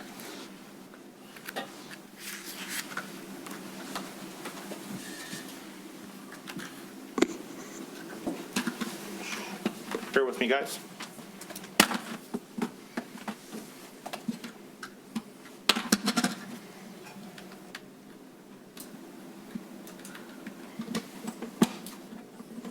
Hopefully I don't crash the system. Let's cross our fingers. There we go. Hopefully this takes over. There we go. Okay.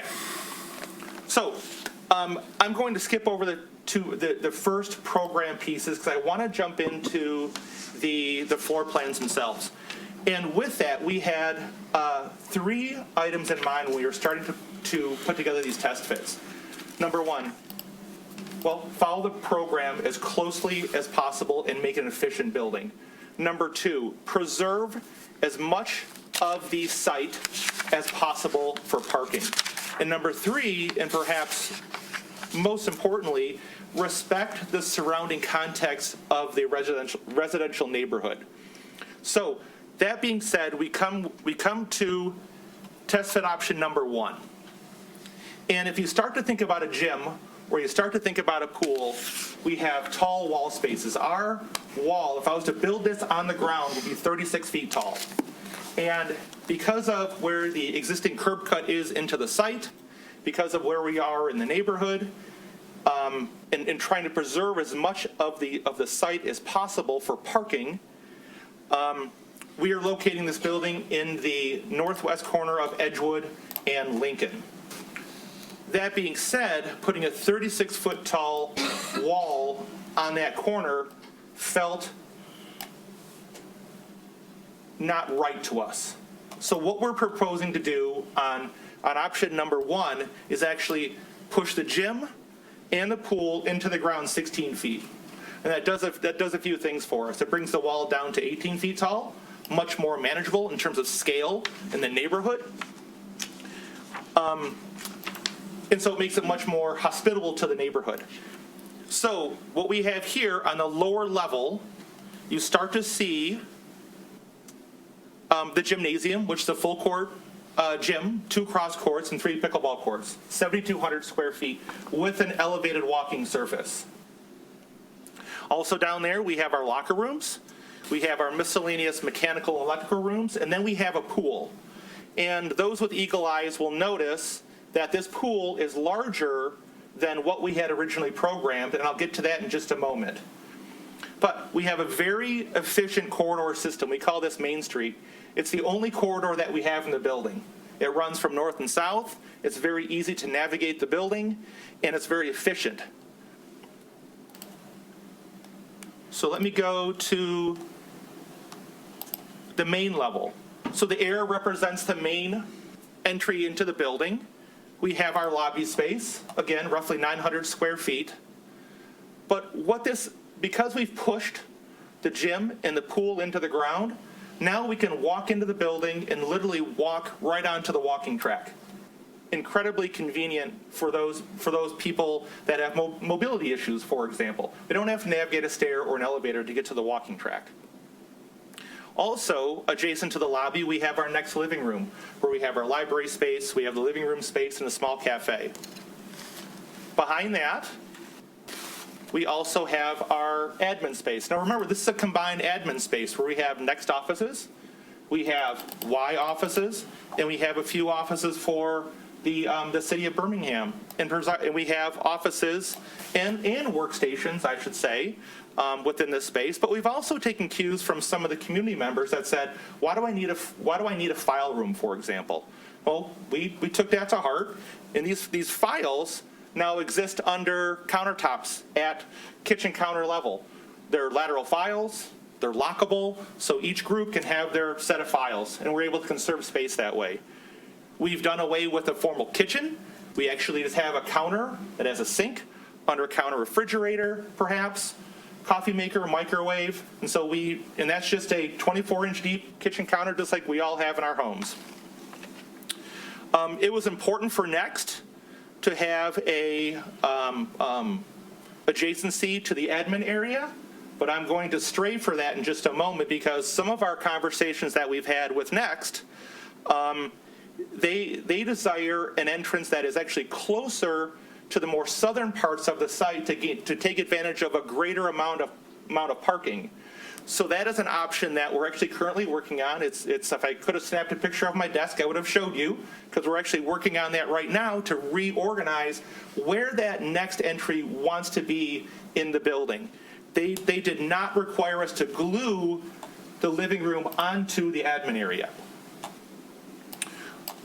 So moving down into the building, we come in. Of course, we need toilet rooms on this level. We come into the YMCA wellness area that now has a view to the west, out Edgewood. We can look out into the gymnasium, and we can look out south into the pool volume itself in an elevated view. Next to that, and adjacent to the main entry, we have our child watch area. And adjacent to that, we have, and this was a derivative of our workshop that we had. We have our multi-purpose rooms 2 and 3, which are dividable, but these are the more hospitality type rooms. This may have carpet, better acoustics, more higher level of finish to draw the speakers in, and just have it a more comfortable environment instead of having it in a vinyl tile room with echoes. Rounding out this very simple corridor system is the kitchen and storage space. It's located on the exterior. Very easily, we're able to prepare meals on wheels, take them right out to the curb, and then into a van for distribution. We realize that the kitchen and what this actually is still a sensitive topic programmatically for the group. We actually have a meeting scheduled on Wednesday with our food service consultant to really drill down to what pieces of equipment we'll actually need within this kitchen itself, and then we'll actually be able to provide a budget for Clark Construction to incorporate into their building models. Up above, again, we have in red representing it's a what we call a main stair and an elevator. We actually have a hole in the floor, so we enjoy a 2-story lobby when we walk into the building. Again, we have our toilet rooms that flank, and we have more multi-purpose rooms. We have the multi-purpose room number 4 that happens here, the larger multi-purpose room. Adjacent to that, we have our multi-purpose room number 1, which is more of the art type focus. Imagine this is having a polished concrete floor, because you know things can get messy in there. We have multi-purpose rooms number 6, 5, and 6. Again, these rooms are able to be divided in respective storage rooms. And then we have our next fitness area, rounding out this second floor piece. Recognizing the location of that next fitness area, we want to move that closer to the main stair and elevator. So these are the things that we're working on today to accommodate the next membership to make the building even easier to navigate moving forward. Additionally, remember, we've pushed the gymnasium and pool into the ground, but we also have an admin area that's roughly 18 feet tall, 1 story. So conveniently, we now have access to that roof, and we thought as an amenity to this building, we might be able to provide a rooftop patio space. So imagine this as a hard surface area. Perhaps there's a pergola on top. It's a opportunity for rental and parties, and be able to enjoy that part of the building, outside.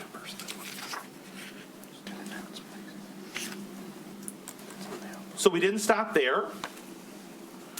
We actually have scheme 2B. This one originally started as a design that placed the building on the ground. But as a group, we decided, in terms of respecting the neighborhood and the scale, especially at Lincoln and Edgewood, we also needed to push the gym into the ground on this scheme as well. This scheme attempts to make the building more compact and bring functions closer together for the ease of the occupants. So down on the lower level, again, we have our gymnasium with respective storage areas. Again, our main stair, mechanical, electrical room. Again, much like scheme 1A, we come in at the red arrow, make a right turn, very convenient, into next living room, next to the admin area. These are very similar, and again, able to get onto the walking track on this scheme. But here's where we start to differ. On this level, we have multipurpose room number 4 with a great view out towards Edgewood. Next to that, we have locker rooms. And those, question did come up, will we have toilet rooms on this floor? Yes. We do not have to walk into a wet locker room to reach a toilet. We actually will provide toilets directly off the main corridor system here. So we don't have to worry about that piece. It's just not, we haven't designed the locker rooms just yet. In the middle, and I guess this would be a con of this scheme, we have our multipurpose rooms 2 and 3. It's very convenient to the front door and for guests that will come to visit you, but this doesn't have windows. Each one of these has a pro and con. We have our child watch area. We have our kitchen associated with that. Again, it's located in close proximity to multipurpose rooms number 2 and 3, in case perhaps those rooms would enjoy a catered event, perhaps. And then we have our pool. Imagine this being glass. You're there watching your son or daughter take swim lessons. You can see right into the pool. On the upper level, again, we have the rooftop patio space. We're able to accommodate that. In this scheme, because of the way floor plans work, we were able to accommodate the large wellness area.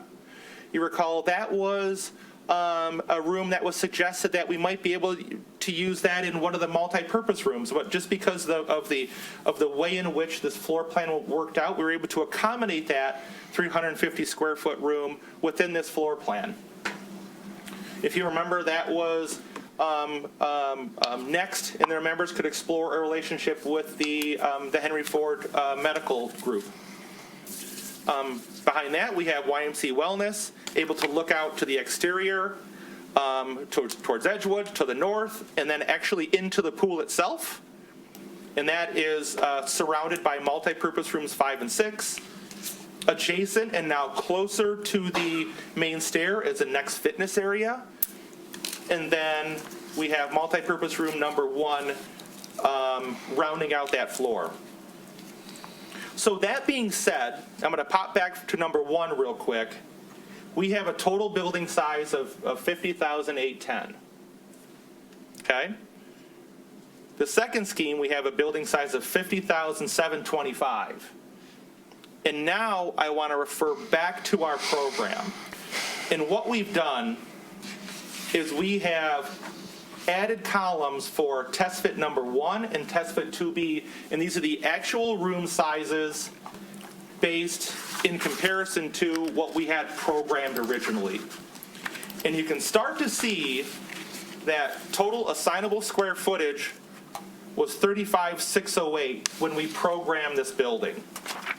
For test fit number 1, we're at 35,062 and 36,291. So we're very close to what we had originally programmed. However, you start to look at how big the building is versus the square footage, the net square footage. And the grossing factor starts to push north. Okay, so where we had estimated a grossing factor of 30%, well, it's actually 1.45% and 1.4%. It's because we have thick walls. To make these tall spaces, we literally have walls that are 20 inches thick. Times that by around the perimeter, and space gets eaten up.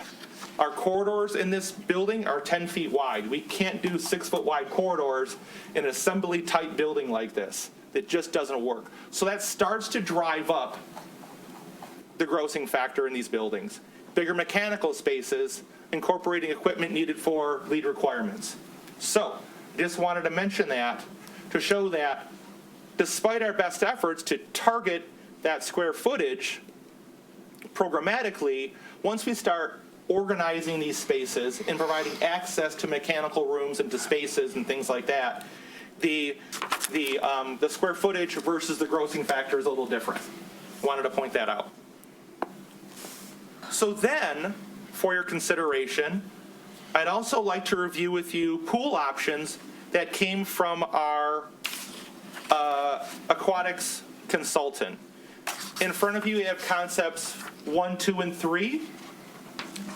The first option that we have is a pool that is the pool itself is 3,300 square feet, and they have we see that dotted line that encapsulates the pool itself. Now that is a code minimum deck clearance that we have to have, but it's only 4 feet wide.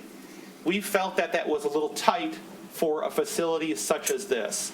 That is why we are slightly over on our pool size for these designs. But in addition to providing these 5 lanes and a 25-yard pool, we're actually able to sneak in a zero clearance for this pool. So we're able to walk down a ramp to get into the pool. Of course, there is a set of stairs, but for those that need a little more help, we actually have a lift that's planned to get you into the pool as well. So that is a consistent theme between 1 and 2. Oh, another feature is we have these therapy massage sprays featured here, and also an underwater bench for water aerobics, things of that nature. Additionally, and this is the concept number 2, was what was preferred through the user groups, and that's what we've designed into our test fit, is one where we have the massage sprays closer to the exit of the ramp. But I also want to point out the fact that a question was asked during the ad hoc meeting, is this pool deep enough for using starting blocks? These 2 options are not. We have to look at option number 3. And option number 3 at one end has an 8-foot deep pool. The minimum is 6'9" that our aquatics represents. Not a great difference between 6'9" and 8'0". Here they can also use this for lifeguard training as well. We also believe the minimum for a kick turn at the other end is 4'0". So we need to make this pool slightly deeper for kick turns. So that's just part of the iterative process that we're going through right now to understand, how we can accommodate, really all the needs from the different users that we have within this building. Next, we looked at parking. How are we going to park this building? And we looked at where Next is today. Their east lot has 45 parking spaces. One barrier-free space to the east. And they have a larger parking area to the west where we have 110 spaces. So today, in addition to those spaces used by Next and also with the Early Childhood Center, there's 155 parking spaces there and 9 barrier-free parking spaces. We also looked at the site that we have today. So on the YMCA property itself, there are 74 parking spaces. There are 55 parking spaces in St. James Park. And then along Floyd Street, from a parallel parking point of view, there's 17 parking spaces. So 146 parking spaces are on those properties themselves. And then it was suggested that we look at the spaces available at the church, knowing that the church doesn't church on a Tuesday morning at 9 o'clock. So, and that's not the correct term. So we thought, well, nonetheless, the church still has administrative functions. So we said, let's reserve 4 spaces for the church. They also have church vans. Let's reserve those spaces. And let's reserve spaces for to be able to access the garage. What that left us was 40, and then we also know that the church is asking for a special land use. So that takes up a few spaces, existing spaces today. But at the end of the day, there are 42 potential spaces that we may be able to use at the church. And I know the city has started to have some conversations with them regarding usage of those spaces. Next, we looked at spaces available down Edgewood, and we took them only to roughly where the building ends. We didn't want to go further into the residential area. Being able to parallel park along Edgewood, there are 5 possible parking spaces. And a little bit of a late breaking news, the road is wider at that point, and so we're actually able to garner 10 more spaces on Edgewood towards the east side. So now that brings us up to 15 spaces on Edgewood. We also looked at the various spaces that are available to us on Lincoln. And so just on Lincoln to the corner all the way to Grant, there are 20, actually I recounted these, there are actually 23 possible parking spaces along Lincoln. Another late-breaking piece of news that we have deals with the bank and the dental office. There are 33 parking spaces in that lot today. Conversation has started with them to be able to use those spaces after hours, after 5 or 5:30 p.m., and then obviously available on the weekend as well. That is 33 spaces. So if you start to think about the available spaces beyond the YMCA site, there are, and if I add, so there's 67 spaces available here. Actually 70, because there's plus 3 on Lincoln, plus another 33 for the bank and for the dental office. That brings us up to 103 parking spaces available surrounding our site. And just as a point of reference, from our entrance to the building to the corner of Grant, it's just under 500 feet. From the building going over to, and I don't recall the name of the street, forgive me, to the west, it's about 550 feet. Just to give you a point of scale in terms of how far these parking spaces are. So with that, we started to look at how the building would start to work on the site. What you see here is basically reusing the existing curb cut onto Floyd Street. But what we've done is we've actually turned parking 90 degrees. It's much more efficient than parallel parking. We've preserved entries into the dental office and bank, preserved entry into the multifamily development towards the south of the site. With that, we understand there is a crosswalk across Lincoln, and we wanted to provide a direct access through the site to the park. So we actually have a sidewalk that drives right through our site, connecting Lincoln to the park. We have 11 barrier-free parking spaces close to the main entry. That's basically double what we're required for this building. We also have parking spaces towards the south of the building as well. One thing I'd like to point out is the fact that after laying this out, we have 140 parking spaces here. Typically, for a building of this size, we want to see about 3.5 parking spaces per 1,000 square feet. It's roughly 178. So if we start doing the math, we're 140 spaces here, We're 103 spaces in the surrounding area, so that pushes us over 200 for this project.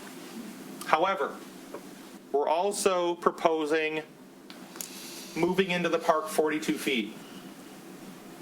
So what this does is I want to illustrate how this might affect the ball field. So what you see here is a ball field that has now been moved to the south. We have 265 feet down the left and right field lines, 300 to the center, which is really a pony league. Up to 8th, 9th graders can use this field. 300 feet is the dotted line that you see here. So if someone is a great right field hitter and puts it into the trees, you need a do-over. We don't remember what do-overs are. But we believe the park here, the ball field here, is still very usable. We've provided, or really shown, proposed area for YMCA camps next to the existing tennis courts. But also what we thought would be a great amenity for the project is really a walking path that is connected to our sidewalk that circles and winds through the trees around the perimeter of the site, bringing you back towards the, the building itself.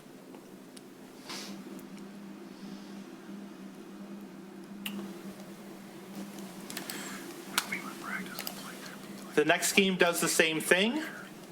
We are, again, up to the property line at Edgewood and Lincoln. Parking lot is very similar for both these schemes. We've also taken the time to look at what these buildings start to look like from a massing perspective. I'm going to concentrate on the bottom view here. I'm on Lincoln, right across the street from the church, and you can start to see the impact of the building in relationship to the church, it only being 18 feet high. The midpoint of the, the wall height here on the building from the first floor is already 14 feet. The steeple is about 70 feet tall. About midpoint to the roof, it's about 35 feet tall as a point of analysis. In fact, I'll show you.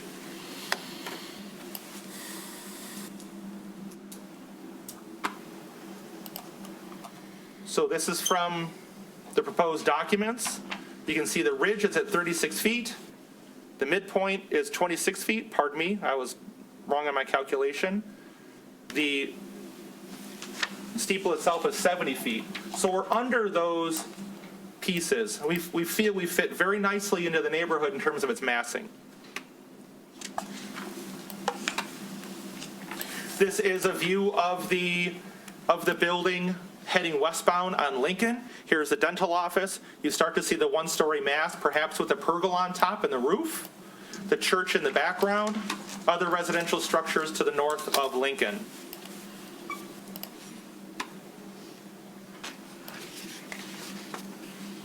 Massing option number 2, pushing the gym into the earth.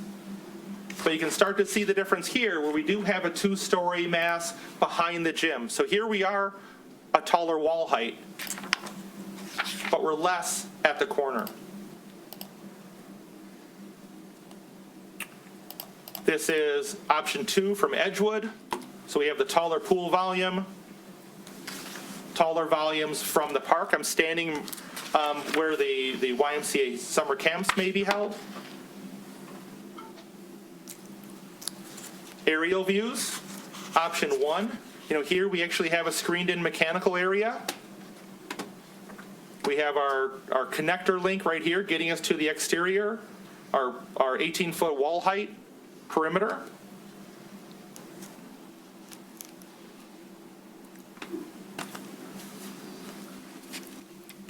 Hovering over from Lincoln, looking westbound, 2-story area here facing the parking area.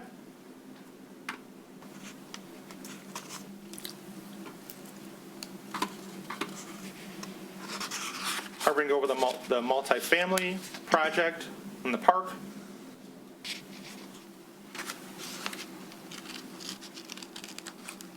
hovering over the church parking area, looking towards the east. Start to see the lower massing, taller stair towers towards the internal part of the site, getting away from the residential area. This starts to explore the option 2B, where we do have the taller spaces in relationship to the residential area.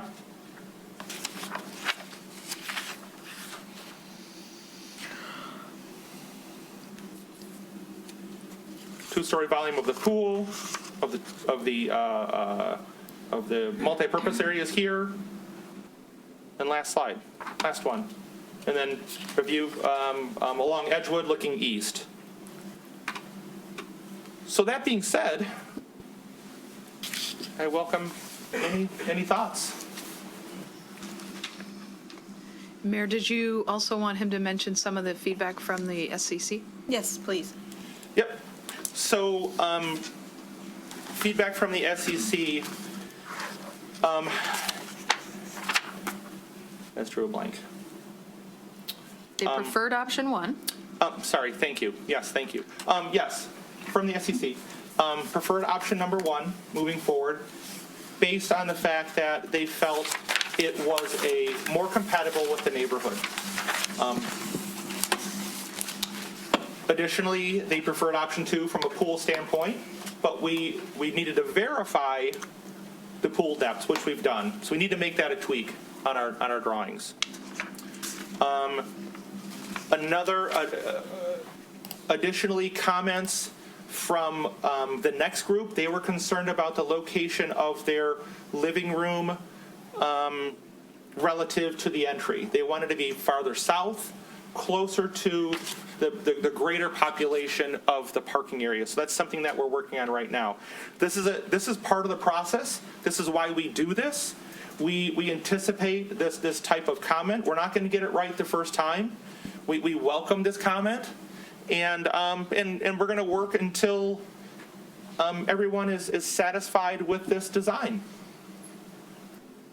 Jana, help me. Anything else?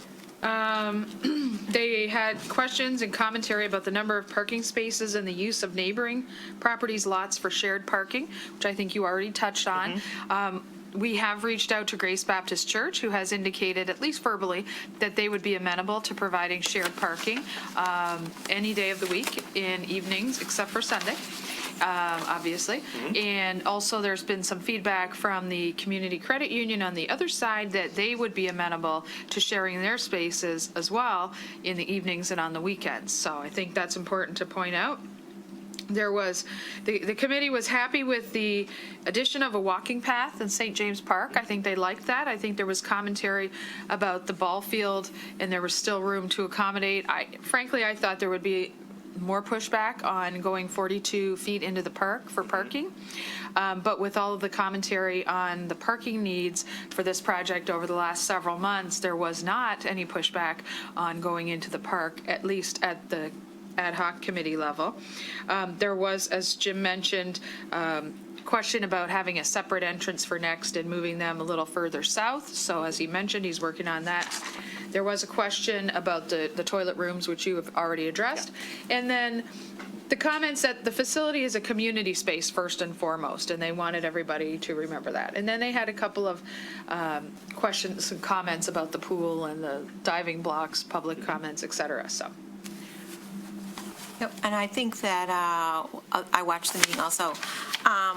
There was general consensus that option 1 was a more efficient use of space and didn't have the interior rooms and had less hallway. Correct. That it was probably easier for Next members to navigate and to segregate where people were in the building.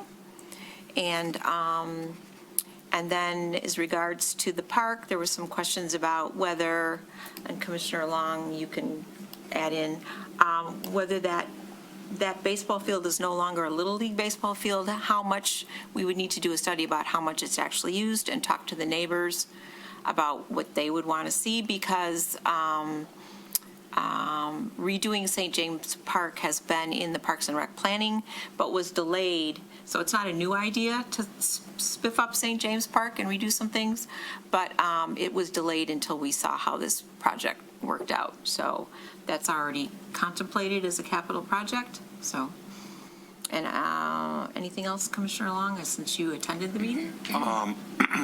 I promised that I would, when we went through this process, there was a lot of concern.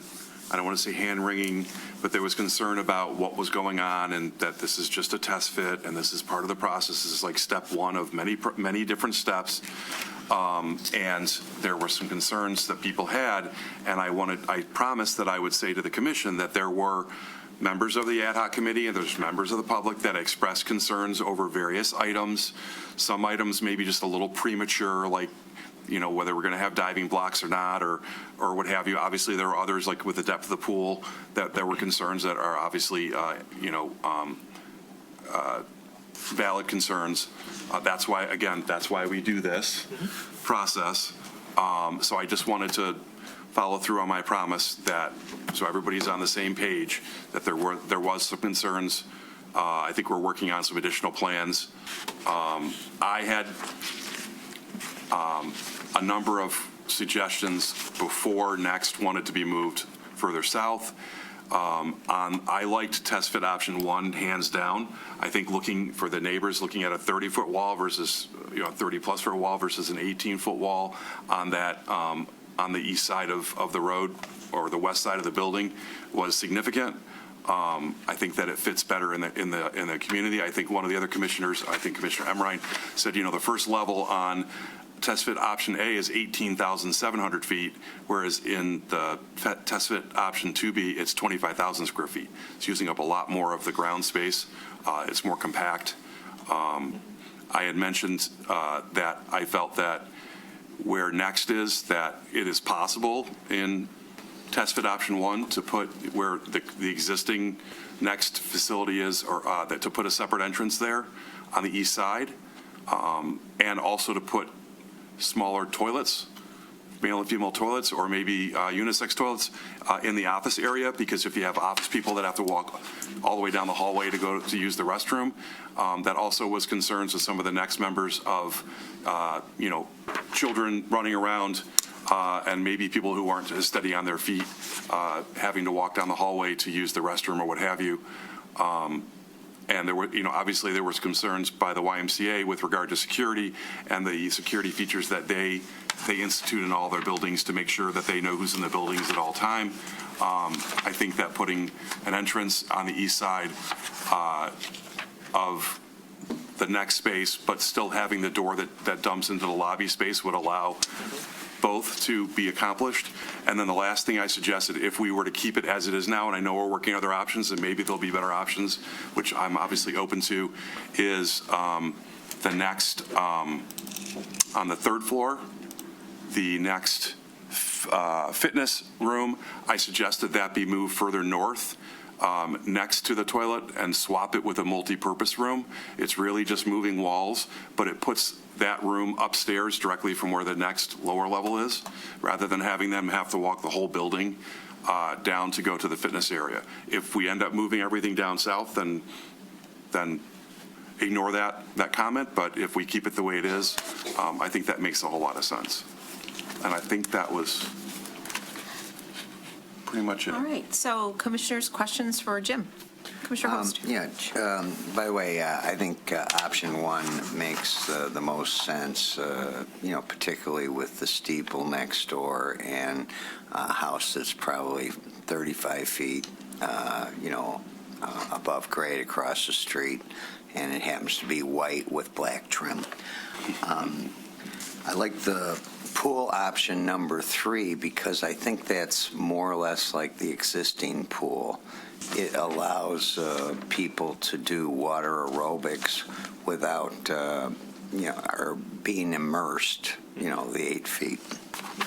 Lastly, I was a baseball player, so I'm wondering, how far did that Babe Ruth guy have to hit the ball to hit the trees? I'm asking. In this one, 300 feet. Okay. Yeah, right field though.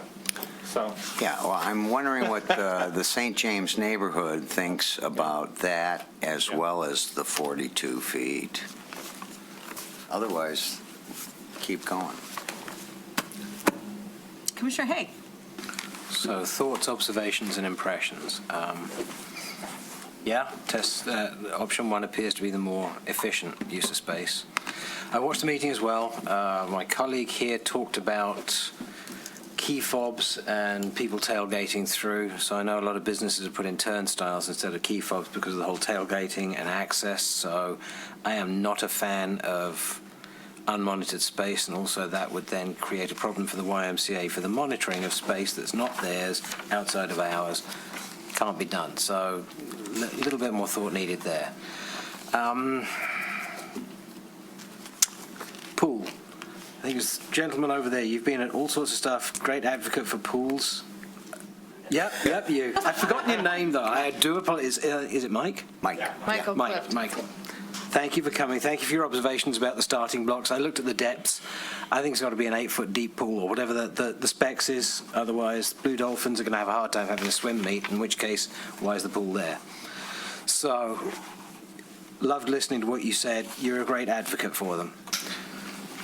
Observation on the pool, I think we've already gone there. Distances. So I've also heard people saying, oh, but we've got to walk such a long way. Well, I measured Midvale, and it's at least 180 feet from the handicap spots to the desk. Doesn't matter which direction you come in. Actually, coming in from one side is more like 240 feet. So if that's the benchmark today of a minimum 180 to 240 feet, and nobody's complained about it, everyone said Midvale was great. So, sorry, you want it to be 50 feet, you're doing 180 today. If that's what the layout is, nobody complained about today. It is what it is. Other things. What's in it for the church, the dentist's office, and the credit union to share their space? What do they get out of it? Do you want me to answer?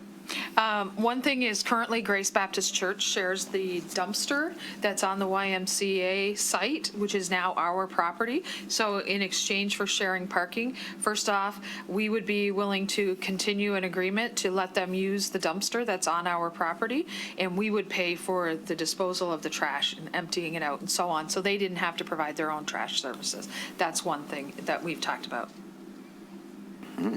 That's pretty small for the wear and tear.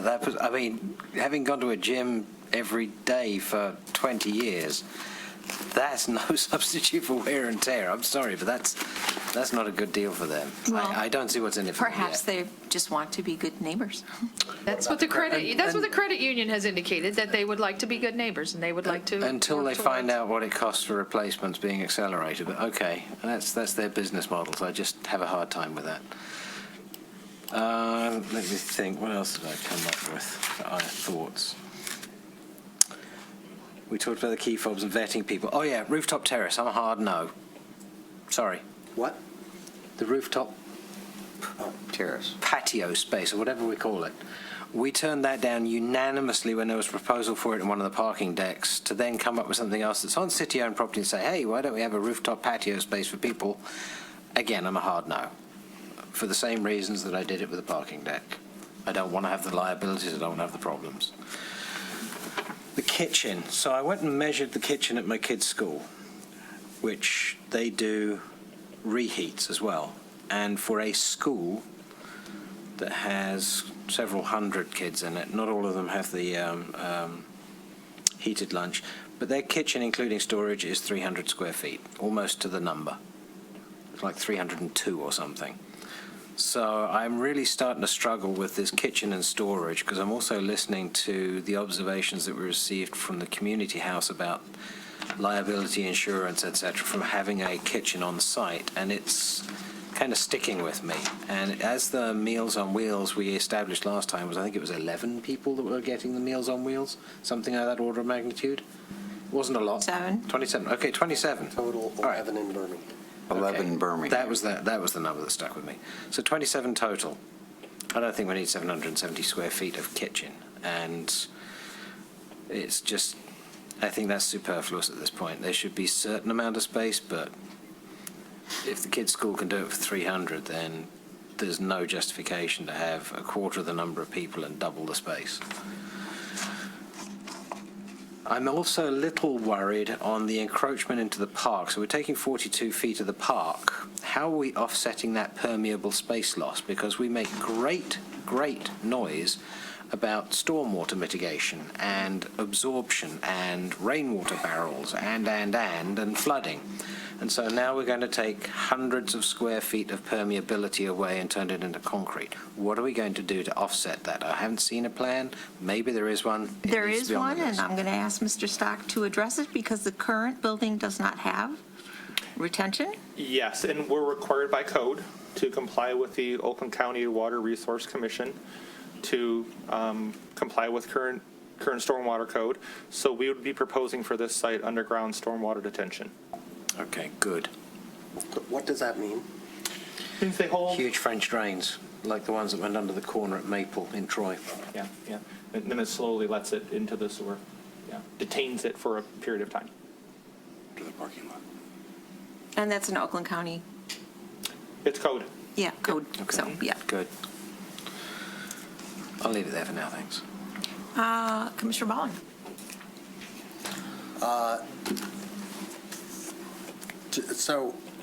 To me, it looks like 10 pounds of stuff in a 5-pound bag. And one indication of that is rooms without windows, which I don't like. I don't think anybody's going to like. And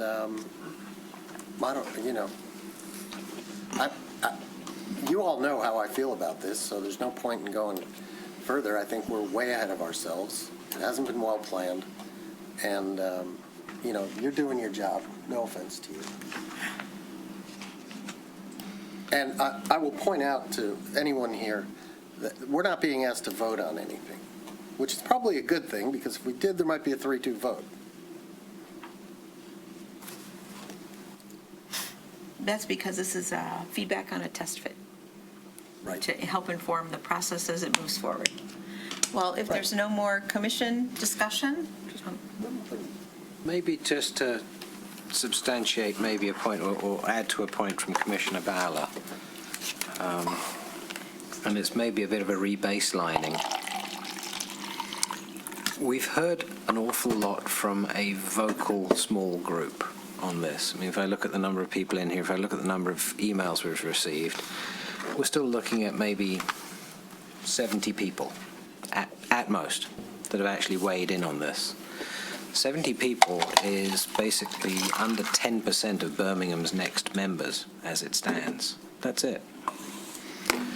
So what we're looking at is an awful lot of action from a vocal minority, and there's a silent majority that's out there that it would be rather interesting to hear what they want. And some, again, very small feedback I've received is effectively what exists today functionally works. Is it the perfect? No. But does it work? Yes. And I think there's an awful lot of distraction by the new shiny object that we're looking at right now. We actually have, I looked through the bylaws of Next, and it talks about services. It doesn't talk about facilities other than the headquarters is required to be in Birmingham, but it says the headquarters only. And so are we being distracted by noise versus purpose? It's kind of a question I keep asking myself. There's always this, we want that, how about this, how about that? But does it go back to the core purpose of providing services? Or is this just a nice shiny new bauble for everyone? Because that's kind of how it's looking. We've got to look at what everybody really needs and the bigger picture. And so that's just really why I look at this and say, this is really, really interesting work. There's some phenomenally good actions going on. There's an awful lot of activity from every engaged person who is bringing equity into this. But who's actually bringing equity into it? And it's the residents of Birmingham. Because I look through some of the emails and it starts with things like, I live in Bingham Farms and you should. Okay. The next item on the agenda, we can start looking at what the you shoulds should look like. But just think about it. Are we really looking at the service or are we looking at the bright, shiny object? I don't know if we really are. Mr. Stock. Yes, if I may comment on Commissioner Baller's comment regarding windows. Each of these spaces have windows looking into them. The only spaces that do not, they don't have people living in them on a daily basis. So small wellness, the next loaned item, which is a storage room, a workroom where I make copies, and a small conference room. Well, a small conference room could have windows too. So each and every other space has windows. Perhaps I wasn't clear in saying when we pushed the gymnasium into the ground, there's still 18 feet that is above the ground.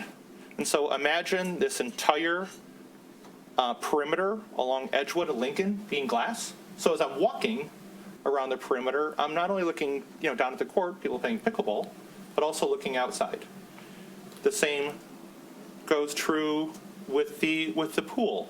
All around the perimeter of the pool are windows. It's like a clear story situation. Of course, I have.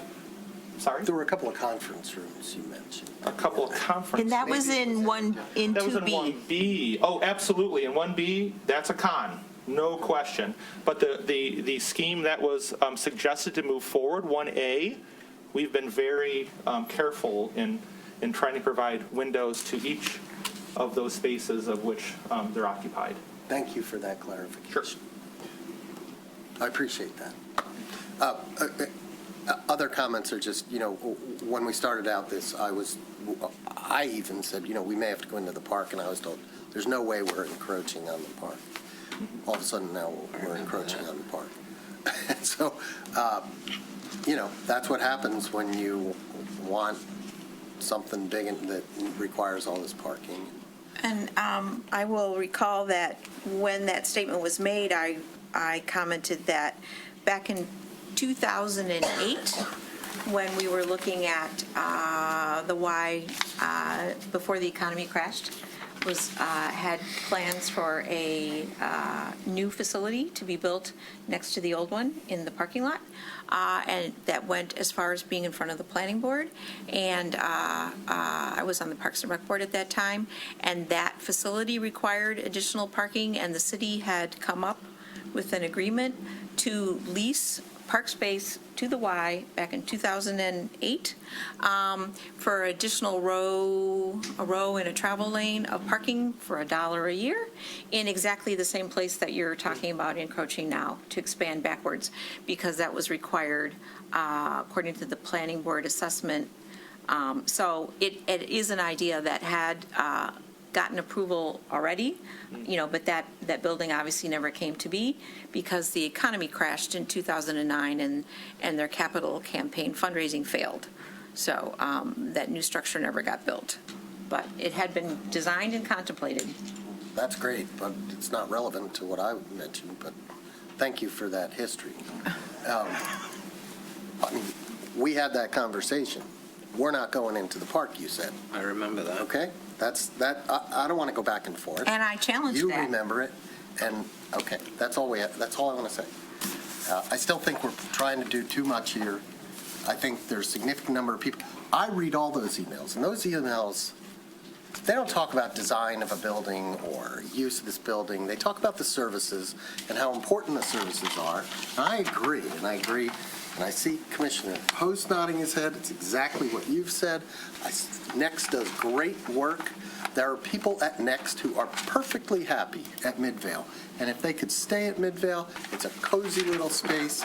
They don't feel they've been relegated to a dingy wing of an elementary school. They're very happy there. The whole reason we're doing this is because they can't stay there, or at least that's what they've been told by the school district, okay? There are people at Next, and you can confirm or deny this, Chris, who would just like their own space. Just, it's very uncomfortable to be mixed in here. And this whole thing has been so fraught.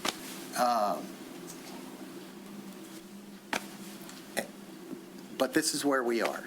And so. All right, I'm going to ask for public comment on the test fits, comments, pros and cons on the test fits. And please limit your comments to 3 minutes. Hi, good evening. David Bloom. I live on Wallace in Birmingham. First of all, we just had some interviews earlier this evening for people on the planning board. And this commission has been tasked with a very hard job to look at all this and figure out what to do. And I would suggest, and maybe I missed something that has happened that I'm not aware of, and it's entirely possible, that this is something that should be coming through the planning board first, especially when you're looking, and the Parks and Rec, when you're looking at changing the park, when you're looking at doing things with parking, when you're looking at the expertise of the planning board and what we need in this community, and the fact that they were looking at the plan back in 2008. So this is something that I think should be coming through them, probably as a filter before it gets to you with some recommendations. The second thing is, when I looked through the packet and I looked at the presentation tonight, this project is titled Community Center and Senior Center. Community Center being first. I was speaking to someone earlier today, and I asked how much of this is a community center, how much of this is why, how much of this is next. The answer I got, and again, this is from one individual who's been following the process, I don't know how accurate it is, it should be challenged, was that 20% of the usage of this building would be as a community center, and the rest of it, and most of it, is for next and the why. So if you're going to be putting something before the voters, we ought to be labeling it for what it is, whatever that is. And if community center is not the primary use of this building, and people are thinking that they're going to be voting on something that's a community center, but it's not, then people are possibly being misled, and we need to make sure that we're clear about what this project is. And I'm not sure of that and how it gets shared. I have other remarks that I can make when we get to the next section.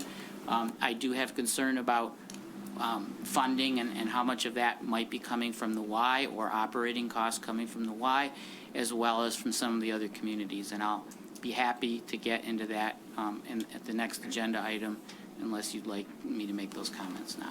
No, this is just comments about the test options. Thank you. And I will note that this is going to the planning board, and they've developed a rubric for analyzing it. My name is Camille Jane. I'm the board chair of the Community House at 380 Bate Street. And please tell me if this is not the appropriate time, but in the last 100 days since I've been back, I'm giving that address because I feel I've been living there. But I want to say to Chris and Next, I appreciate they responded to our letter. And thank you for responding and respectfully, because, and I happen to agree that I do, and I think on behalf of the Community House, that having an entity where everything can be on one roof is what's best for the members. Just that if there's ever a need, we're always there to help, but I couldn't agree with you more, on that one. Our concern, and I know it's just a working name and probably getting ahead of our skis, but to what was just mentioned, the word community, if that does end up being the name, is very troublesome to the Community House. It just so happens that we went to Comerica Bank because there was a safety deposit box that we didn't know was there. And from 1928, Ruth Shane and her husband Charles, this document is almost 100 years old, where they're saying that they were a charitable, benevolent entity to the community. And what was formerly called the Birmingham Community House should be known as the Community House going forward. We're in the village of Birmingham, and we're proud of this charitable social services. We get called the Birmingham Community Center all the time. People are very confused. And just the other day, a gentleman from Next came to the Community House to pay Next dues. So we would respectfully ask, if this project goes forward, that the name community does not reflect appropriately perhaps what this entity is. We believe we should have a senior center. We believe we should have a Y. That's not what the Community House does. I mean, we house lives from six-week-old infants up to people walking through our doors. So we would respectfully ask that community be not, it's going to cause as much trouble for this entity as it does for us now. People will be going, calling everybody else, and they won't have any idea. So the community house, and the word community has been on our, when we're a nonprofit, we don't get any money from taxes, but we're a very important part of the services of the city. I know you all care about all entities, restaurants, businesses, the community house, and Next and the Y, which you should. So we just ask, we think it would really hurt our livelihood, and we really think it would be confusing to everybody because it's already a problem now, and that would just exacerbate it. So thank you. Thank you. Good evening. Christine Allen, I'm a board member of Next, and I just have a couple of items. I think I've been involved with a lot of the discussions with the architects, and I think they're doing a great job working with all of the participants. And just as a reminder, these meetings kind of run long and they run late. And so when you're talking about how many people are advocating vocally for what's going on, as a board member of Next, I also participate in a lot of programs there. People come to me and say, this is what we need, this is what we want. And so when I come and talk here or at the senior ad hoc meeting, I'm not reflecting just what I want, because I am not the typical demographic. I am on the younger side and definitely more fit than some of the seniors that we have there. So it's the people that are coming to me and talking to me, just as they come and talk to you to have their voices heard from your community to the commission. The people that are at Next are coming to me and saying, please make this heard for me. So we are also voicing some of the things for the people who can't come and stay late tonight. Second, just a quick thing. When we talk about the kitchen, please don't talk just about Next, because I know that the community has had interest, and when I hear at these meetings, the community is also saying, hey, what if we want to rent out for baby showers or for, family gatherings and things like that? The type of kitchen that they want. So it's not just the Next kitchen that we need to be concerned about, but I'd really go back for that and listen to what the community is saying, what they think they need for the type of rental programs or community needs that they need. And then the third one, and I think you actually reflected some of this about keeping us together as much as possible within the building. One of the important services that we have is the sense of community, and that needs to be reflected by keeping us together as much as possible. And when you're looking at the report on aging in place that's coming out, that's one of the things that is repeated several times in that, about how the importance of Next brings seniors together. It gives a place to be together. And so please keep that in mind.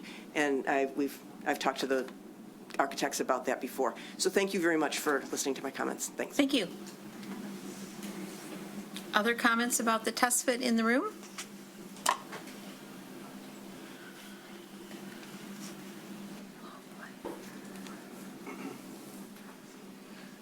Frank Paisano, 612 Davis. Just hearing the conversation tonight, if it's going to be a community center, I think the ultimate decision for the pool would be the third one. You need to cover all our youth. You need to have the Blue Dolphins in there. There's only so many pool clubs around that, and they're busting out, and our residents wouldn't be able to get in there. So I would urge you to go with the third pool, and also education of residents. Not a lot of people know about what's going on and what you're trying to accomplish in August. Now, just one quick thing. I went up to the Bloomfield Mike, your name. Township Senior Center today. Name and address, I guess that Mike- most of you... Mike Clift? Name and address. Mike Clift. Went up to, is that what you asked? Yes. Was that it? Thank you. I went up to that senior service center today. I don't know how many have been up there. And I know that we're adding to a project that maybe already makes a lot of people nervous, but they have that covered entrance. And since the genesis of this project was a senior center, I just think that we need as safe an entrance as we can get. We can't have a covered entrance like they have. They have a lot of acreage for one, and it's pretty grand entrance. But if we could somehow cover part of it so that people could get dropped off without going through slush and different stuff, it'd be great. And it kind of fit in that corner where that entrance is, just to pop out a covered area. It's an idea. Thank you very much.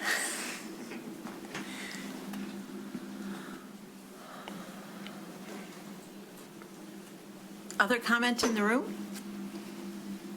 Okay, see none. Is there any online comment about the test fit? Please use the raise your hand function.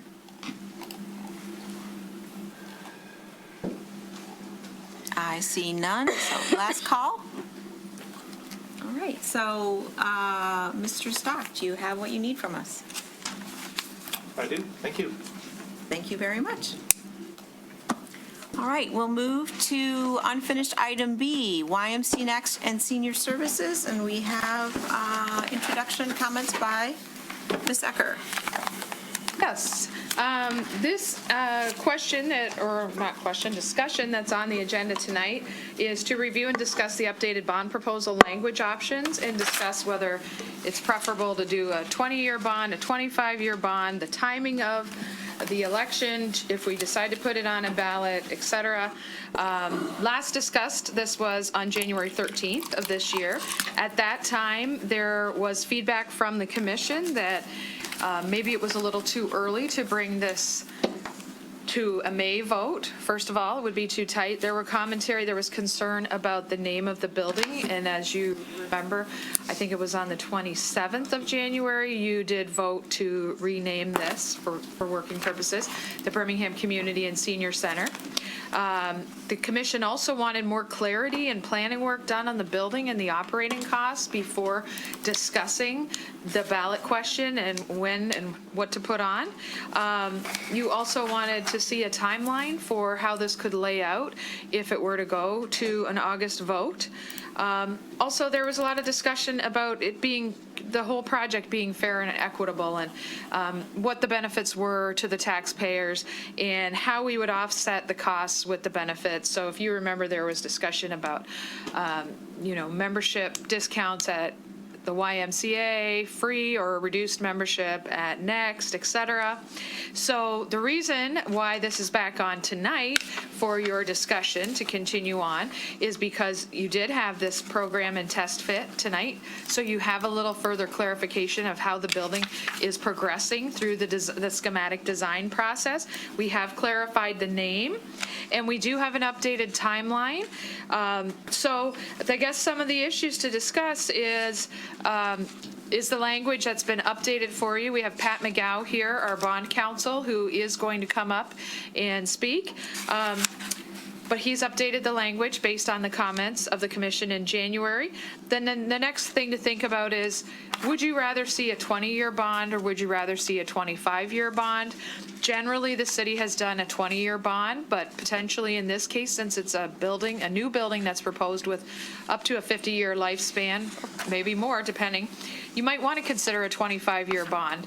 And what's the difference? You can see that our bond company has put together the details on what the cost would be. If we did a 20-year bond, it would be a 0.52 mil, and if we did a 25-year bond, it would be a 0.4446 mil. So what that means is the amount of taxes payable each year would be less with a 25-year bond, but it would last an extra year. So that's something to think about. 5 years.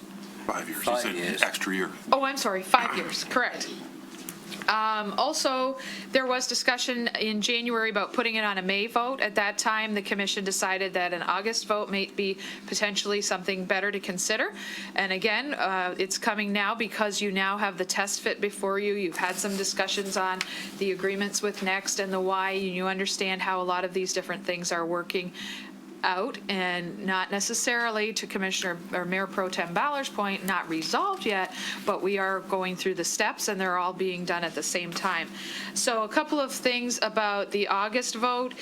We had talked about in January that if it were to go to a vote in either May or August, it would be a special election. So there would be some cost involved to the residents, in terms of paying for a special election that wouldn't already be going on in any event, whereas in November, we will be having an election because we have commissioners that'll be up for reelection. So the cost there could be anywhere from $35,000 to $50,000 for a special election in August. On the other side of that, if we were to consider a November vote, which is something that you can consider as well, there would also be an increased cost of doing that. And I did have our owner's representative and Clark Construction kind of run some numbers so that you understand what these options are and what the cost is to the resident. So if we were to hold off and do a November vote, the increased cost would be about $395,000, and that's a conservative estimate. And the reason for that is because there'd be approximately, conservatively, $275,000 in extra labor costs to tighten the time frame and try to get everybody in by the date that we were working towards. And also there'd be a 0.5% escalator on materials. Keep in mind these numbers that have been provided by our experts do not take into account tariffs. We don't know what's going on with tariffs, and if they do add tariffs, it's going to apply whether the election's in August or November and the question's on. So I just provide all of that information for background as you discuss this question. And then, we also talked about how this was fair and equitable and showing benefits to the residents, making sure that we emphasize the community center elements and how it is for the community at large. And so to indicate it would be a brand new building, obviously. We talked about a walking track. We talked about meeting rooms. We talked about senior services being provided out of this space. We talked about recreation services through the YMCA being provided to all ages of the entire community. We talked about a reduced Next and YMCA memberships. And then, as you saw, I mentioned in the report that there is potentially another option for discussion purposes. When we talked about this last time, I think we had estimated that if we put this on the ballot and there was a bond issue that was done, it would increase taxes potentially by $212. Why did we talk about that? It's because the commission had said, well, we want to know what the impact is going to be on the taxpayer. And so we looked at that and we tried to offset that with the benefits to the community, reduction in YMCA and Next fees. There's another option that you might want to consider, and that is one that's caused a lot of controversy and a lot of discussion over the last week or so, and that is that back in 2016, the city worked with the library and decided to reduce the city's operating levy so that the library's millage could be increased to help pay for the library expansion, renovation, et cetera, and still maintain an overall tax levy so that taxes would not go up. So there was some collaboration back at that time that was done, and I think at this point we have a fabulous new community asset in the library, a stunning new building. That change was done in 16-17 and 17-18, and that was designed to cover the additional costs of phase one when the library bond failed, if you recall, back in 2014, perhaps. So I think the city has worked collaboratively with the library since 16-17 to make sure that the library has had all of the funding that they need to expand and renovate the library. So we have phase 1, 2, and 3 that have all been done. And we all work together as an entire community to improve the city asset at the library without increasing the cost to the residents. So now that we have a stunning, newly updated library building with all the modern resources, is it worth investing or talking about a discussion to invest in a new community center that's going to provide facilities and services to the entire community from birth to all the way through the senior years for all residents? It does allow us to provide the recreational services, which would go away if the Y were to move on because they sold us the building, and it does allow expansion room for Next as well.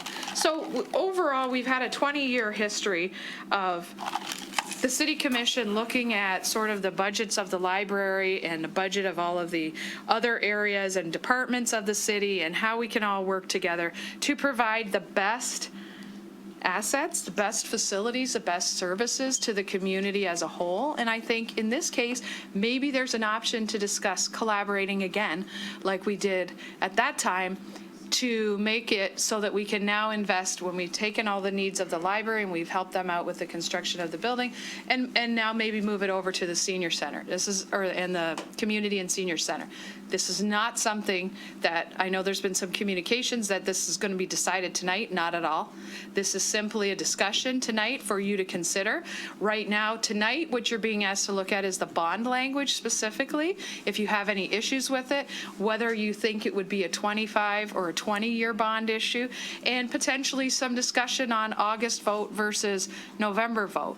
I'm not asking for any specific decision tonight on any of those things because of your comments that you made in January that you wanted to have further planning and clarity on the building. So you had some of that tonight, so I think it's a worthwhile time to have this discussion again and touch base with everybody and see where you all are and where the community is. And then keep in mind that the schematic design, the draft schematic design of the building will be wrapped up and coming back to you at the end of April. And then there will be Clark Construction going to work putting an estimated construction budget together based on that final draft of schematic design, also at the end of April, beginning of May. So that would be the best time for you to have all of the pieces pulled together and be able to decide how you want to proceed. So I guess we're looking for feedback and discussion at this time. And then could I ask Pat McGow, please, to come forward. As I mentioned, he's the bond counsel, and he's the one that made some of the changes to the language based on your feedback back in January. Great, thank you. That was a very nice, long introduction of a lot of items that are in this packet. I'm here particularly to talk about the ballot question and the bond schedule timing. So as the city manager indicated, this discussion began back at the January 13th meeting. There was a lot of discussion about the project, but there was also a lot of discussion about the wording in the ballot question. So just to recap and remind everybody what we're talking about here, one of the ideas to finance the construction of this building is to ask the voters of the city to approve a bond issue to authorize the city going out and borrowing money to build and acquire, construct, furnish the building. So this would be similar to the process you went through for the Parks and Rec bond, which was voted in 21 and bonds issued in 2021 and 24. So there was a lot of comment on the ballot question at the time and the project as well. Actually, if we could scroll down to the proposed question. Let's stop right there. So as Jana indicated, several of the items have changed from the original. I think one of the early questions Commissioner Host you raised is, what are we calling this thing in terms of the building? And there was different terms that was used between the ad hoc committee and some of the other committees. And so I think after that meeting in January, the consensus was that the project would be referred to as the Birmingham Community and Senior Center. And so that is how it's referred to in the top. Now, when we talk about a voted bond issue, there's 4 required elements that need to go into a ballot question. And the first is the dollar amount to be borrowed, or the maximum amount. Second is the duration of the bonds, or maximum duration. Third is the purpose of the bond issue, what it's going to pay for. And fourth is a millage estimate of both the first year and the average annual year. So those are the 4 things required to be in a bond proposal. And as we've talked about before, ballot questions should be neutral in tone, factually correct, and not intended to lead to a vote in favor or opposed. So the idea here is to try to synthesize this project and those required elements into this question. So again, the name of the project was included in the title. The dollar amount, the not to exceed $32 million, that was part of a commission resolution as to the maximum amount that the commission wanted to have be borrowed for this project, or debt to be issued for this project. I have the language about the years in brackets there because that would change whether you choose to go with a 20 or not to exceed 25-year proposal. And then we have the description of the project, which has been modified a little bit from the version in January to refer to some of the components that would be included. I think in this case, we want to include things that give voters an understanding of what's going to be there, but not be overly inclusive. So referencing a community swimming pool, meeting rooms, and recreational facilities, but not get too specific into 3 pickleball courts and and a walking track. So again, concise, describe what the purpose is, and then the estimated millage impact based on the assumptions for the first year levy and the average annual. So that's really the proposal right here. I think one of the things that was talked about was looking at the schedules, whether it's better to go with a 20-year or 25-year.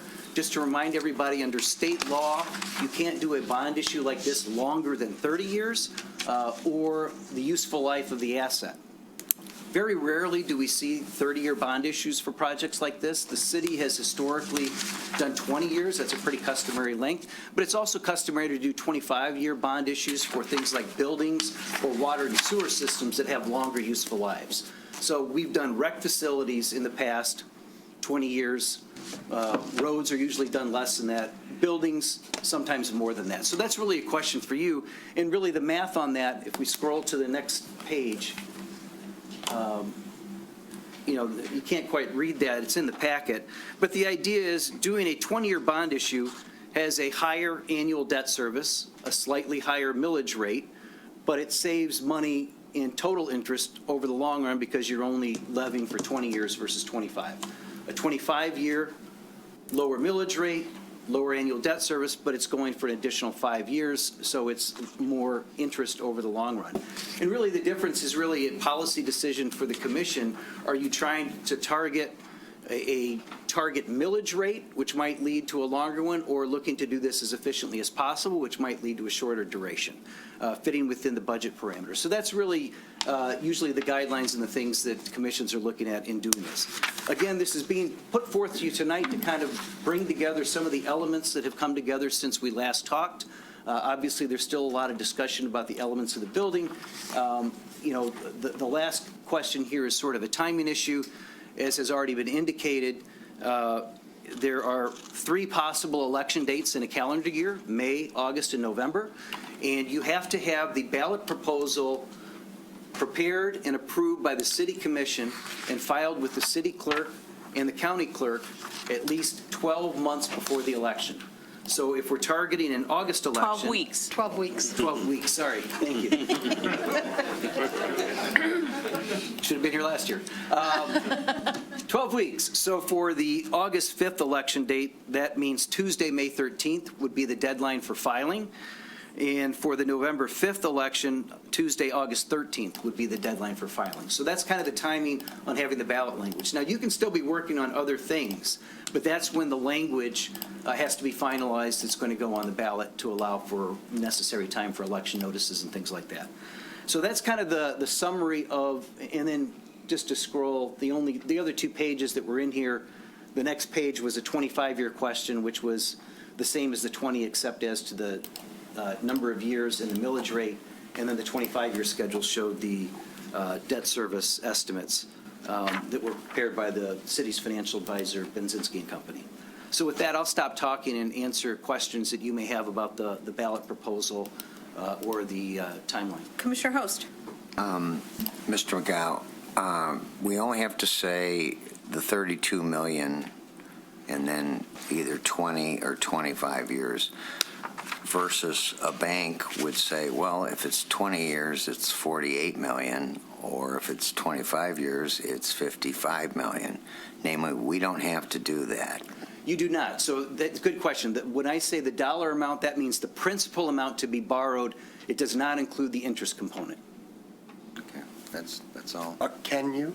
If we said we want you to do it that way? Well, we don't know what that is. Okay. This isn't like a bank that's actually committing to a rate. We won't know. This is based on an estimated 4% rate for a 20-year bond and 4.25% for a 25. That's based on a slightly conservative number compared to today's market, but we're talking about selling bonds a year from now. So we won't know what the rate is. And that's why what we're asking the voters to approve is the dollar amount, because the interest rates may go up or down and the cost may be different. But what they're approving is we can't exceed that dollar amount or the duration, and we will have the interest cost and the terms won't be available until we actually go sell bonds. But what we could say, though, because I've been looking at the bottom line number as well, same as the rest of us, we could say the principle of 32 million with an anticipated total cost to residents of the order of magnitude of $48 million or 55 or whatever the number is.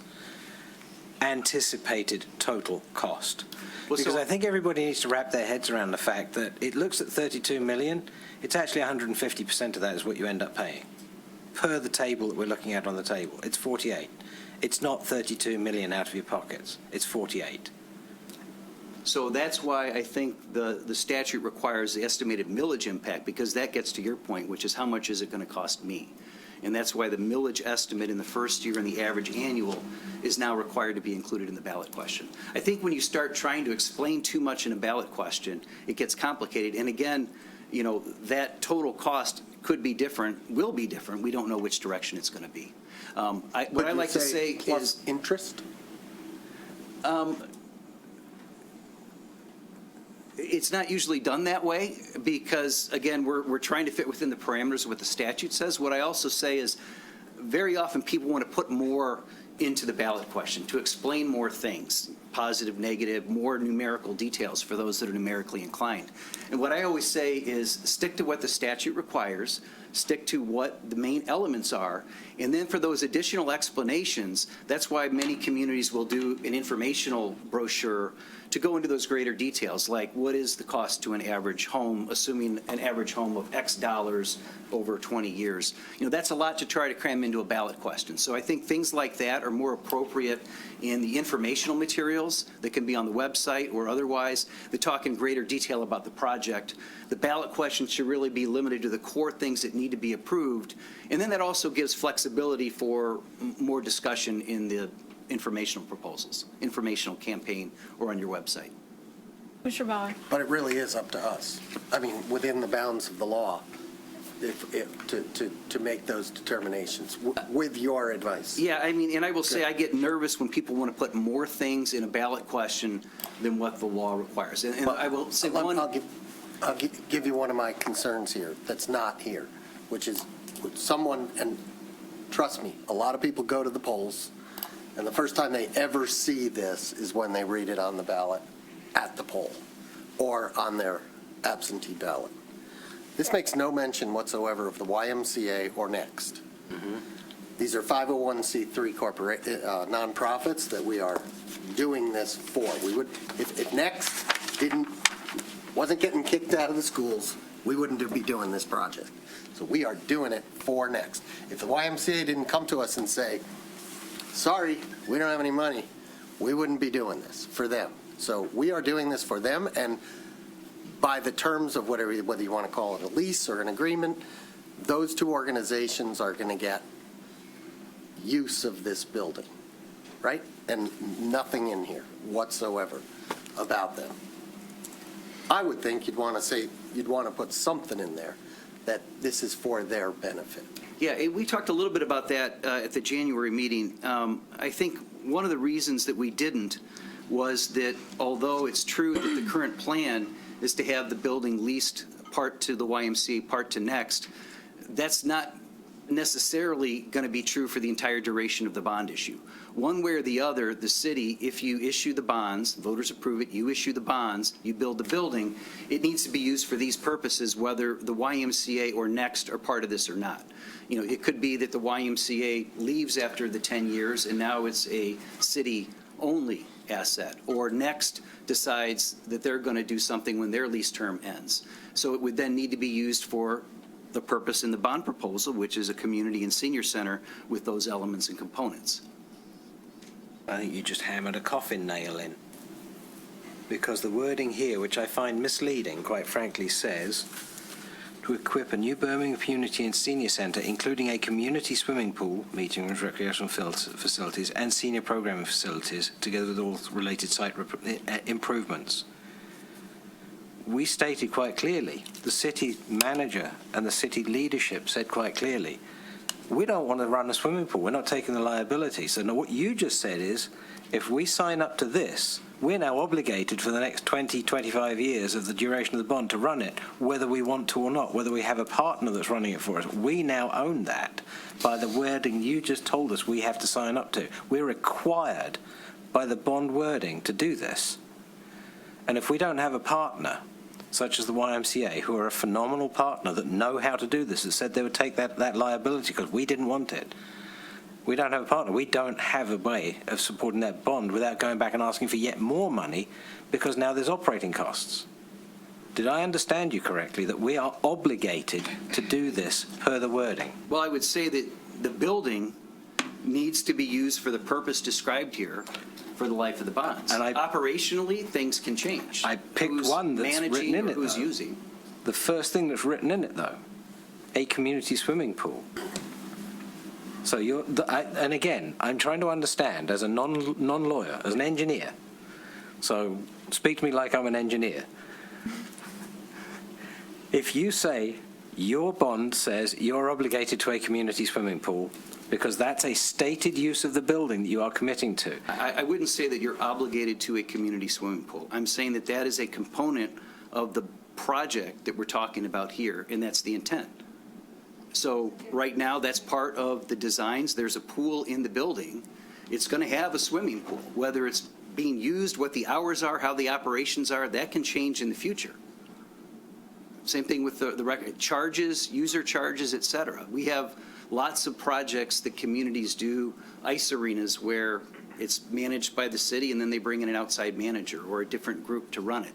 But it's still the city's ice arena, the city's rec center, and whether you have it managed and run in-house or whether you hire an outside operator or have somebody like this using it, it's still being used for that purpose generally. It may change, the terms may change, the rates, the charges, et cetera. So there's flexibility down the road for that. But we're trying to put in here essentially what is the project to describe to the voters what's going to be included in this building.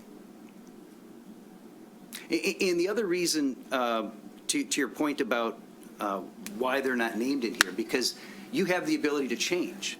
You know, that's the other concern is if we say in this proposal, this will be the home of the YMCA, they may not renew in 10 years. I don't know what the length of the terms you're talking about. I think I recall it was a 10-year term, but that could change in the future.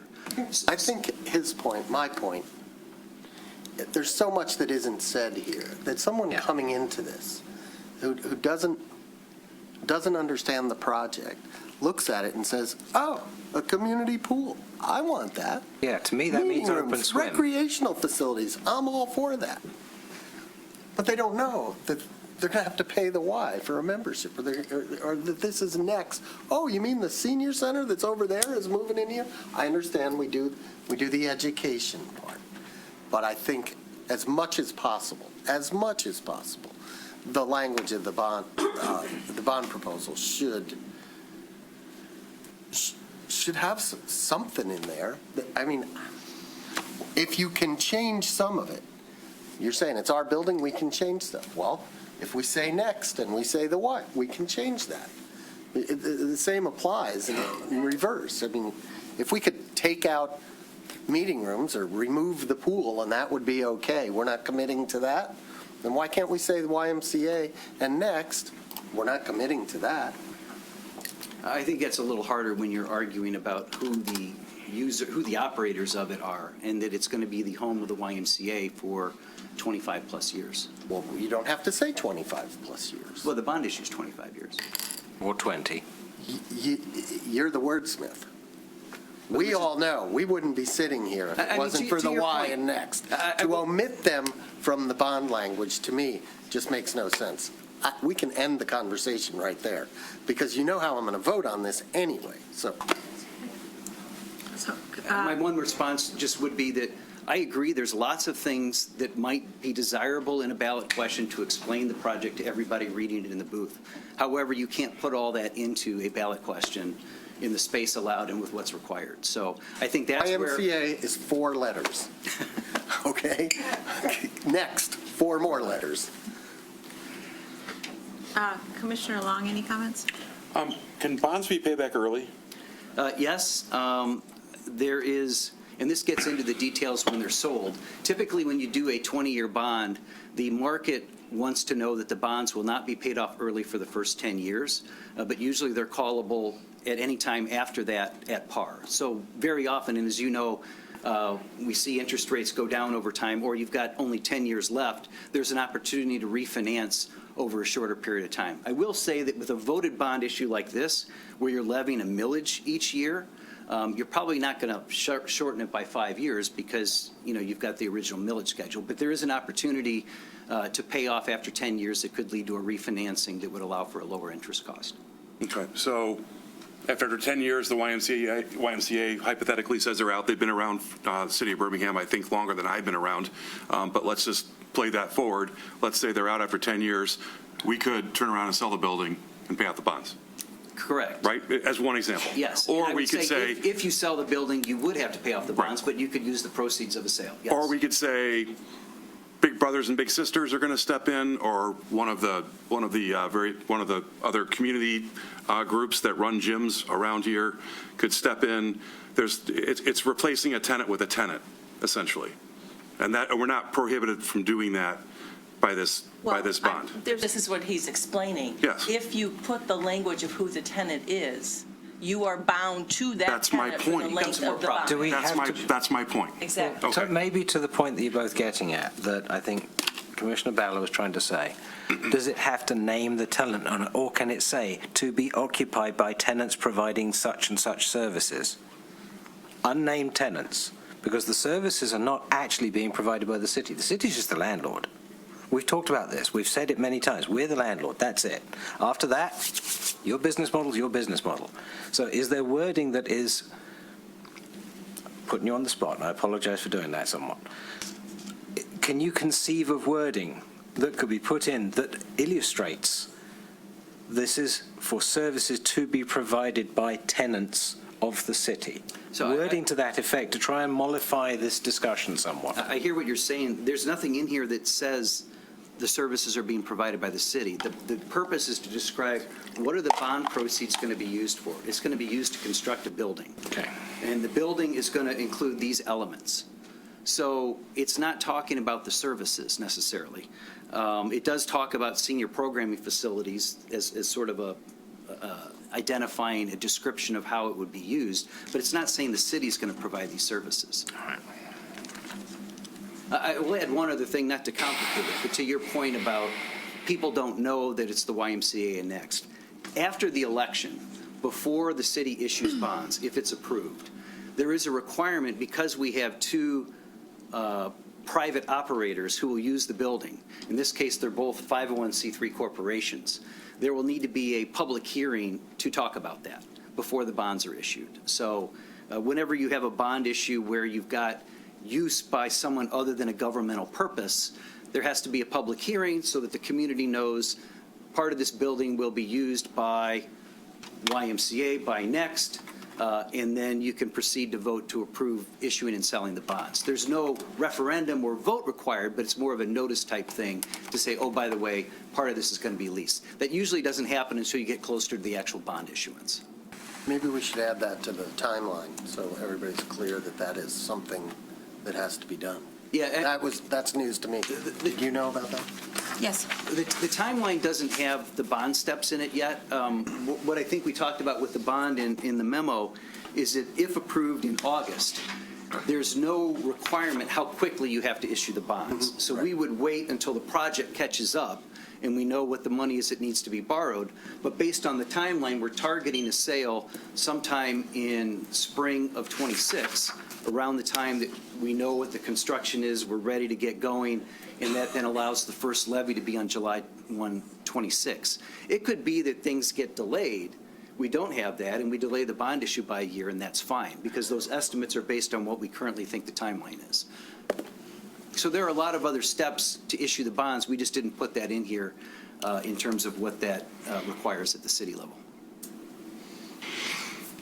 Is it really a $32 million bond, or is it a $29 million bond? The reason I ask that is I keep reading and rereading and rereading everything about the .33 mil levy that was agreed to for 3 years. And it all talks about building. Not one part of it actually says to provide services. It's to provide, and I'm reading the Q&A on our own city website. So I'm wondering what happened to the $3 million. Where is it? Because nobody's talking about this $3 million that says in the Q&A. Let me get to this. Hang on a second, Mr. enabling the city to make interim improvements to the YMCA building and to establish a sinking fund to contribute towards the cost of permanent improvements to the building for use as a senior centre/recreation centre in the future. It doesn't say anything about providing services. So we've got $3 million. So is it a $29 million bond, or is it a $35 million project, and there's $3 million hiding out there as cost creep? Not a question for you. It's just, then it adjusts your mathematics. That's why I bring it up while you're talking. Sure, but I'll just add that this was the number that was sort of the guideline. It says not to exceed because it can be reduced if, when we get there, there's other funds available, grant funds, other sources, cash on hand.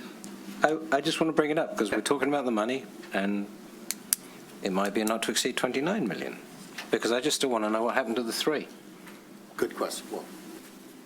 Well, the 3 million, there isn't 3 million yet, but there will be if we levy for the whole 3 years for the senior millage. And we've had discussions with Pat McGow about whether we can take that and use that on the construction of a new building, and yes, we can. However, one of the things that we haven't decided yet is if we decide to go for a bond issue, would you like to only levy 2 years of the senior millage and not the 3rd year? Right now, we're collecting for the 1st year, and the finance department is putting that in a separate fund, and it's starting to accumulate just since July. So there's not quite $1 million in there. Okay. Yes, but that's always part of the equation. It's factored in. Let's make sure it stays visible then. Okay. All right. Thank you, Mr. McGarvey. Thank you. Ms. Janet. Commissioner Lewis has his hand up. No, Mr. McGowan can sit down. I mean, you don't have to stand there. May I? Yes. Just to add to the problems, I think we have a truth in branding problem here. And that is, I believe that we're presenting this project to the voters. We shouldn't do it as a community and senior center in deference to the community house. And more apropos would be to call it a recreation and senior center. Well, that's interesting. I thought you were the strongest proponent of the word community. Well, I was when we trying to changed it last time. I was the strongest proponent of having this building be for the community, and I think it's more for the YMCA people as well as the senior group. And as such, we should refer to it as a recreation center, because community is not only the community house from 102 years ago. This is not technically for the community. It's for these two organizations. Well, I would disagree with that and say the entire building is for the community and all the uses are community uses, but they kind of got dibs on the name 102 years ago, though. Well, I think that we can have that as a future agenda item discussion, but let's go back to Ms. Ecker, your part of the presentation on, I think what's next is financial models. Right. Well, this is just some background, because the last time we talked about it, the commission wanted some information on what the impact would be to the average taxpayer. So we have in the presentation here, I wasn't going to walk through it again. Okay. Didn't know. Because we already walked through it, but just to say that the last time we talked was estimated at $212 minus what you would save if you got a reduced membership to Next and the YMCA. Now with this other option, is that something the commission wants to consider, where it could end up being a wash and not being an increase to the average taxpayer. So it's just something to consider.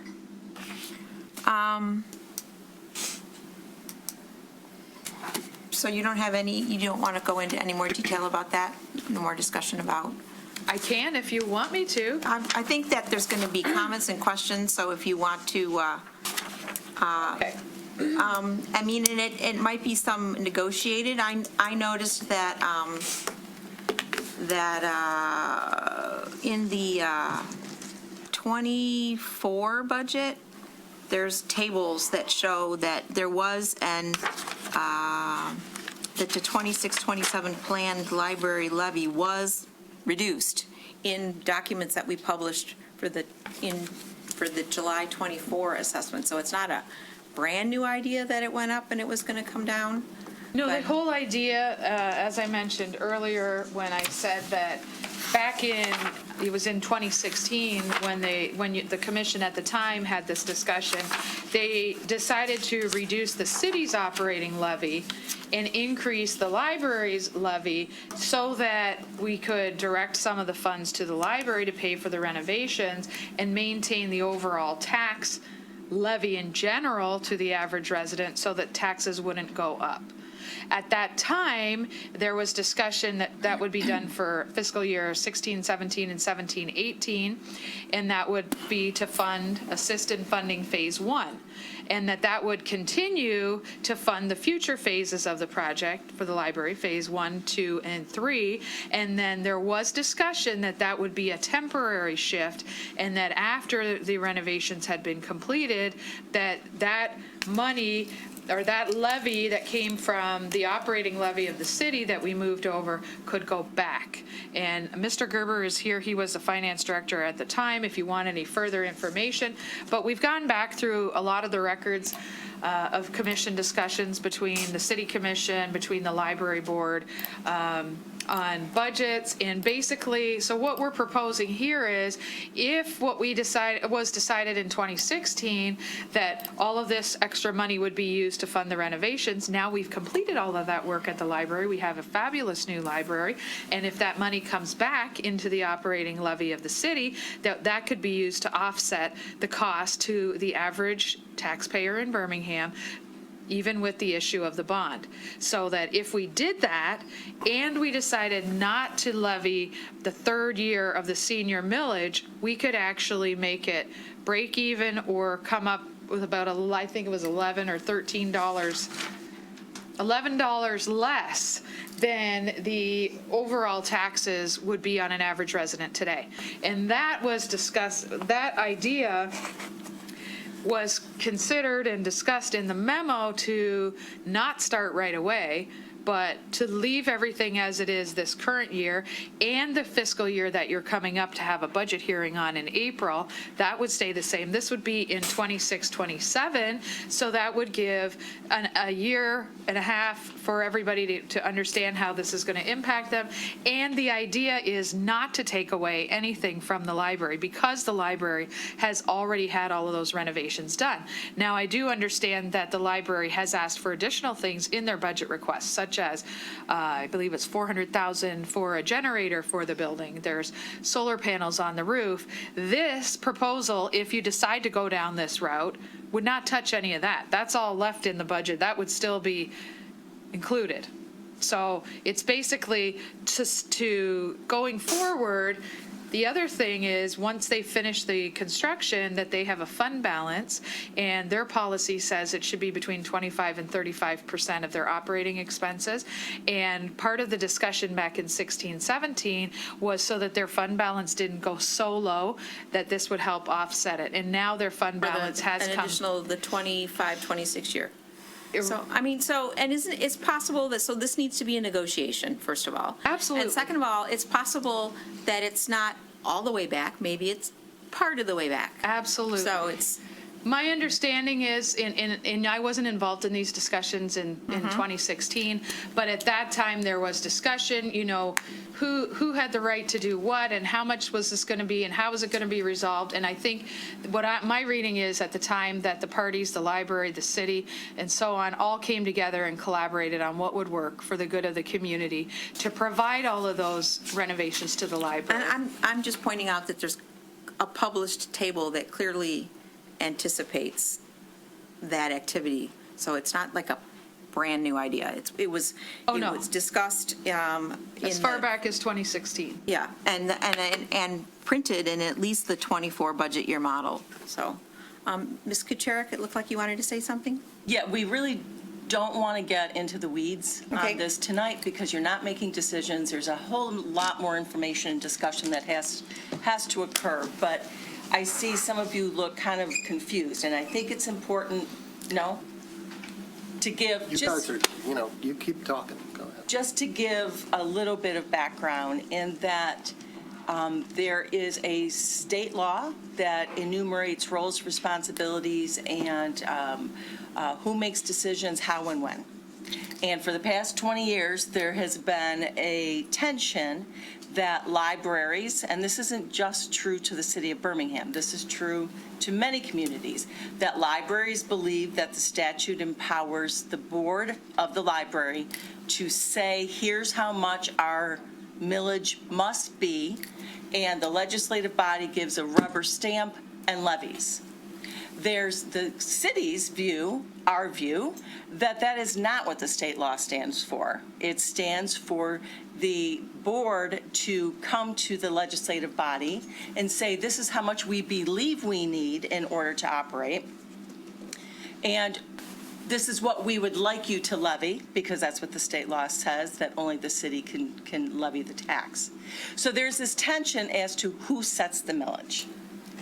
And I think there's some of that in the background. So every time these different issues come forward as to what the millage rate is going to be for the library, which has a maximum under the charter of 1 3/4 mils, that every time this issue comes up, there is a tension between the library and the city. What Jan is describing is that this occurred back during the time that there was the wanting of a renovation, and it was done in 3 phases, and the city allowed the maximum amount of millage on behalf of the library in order for the renovations to occur.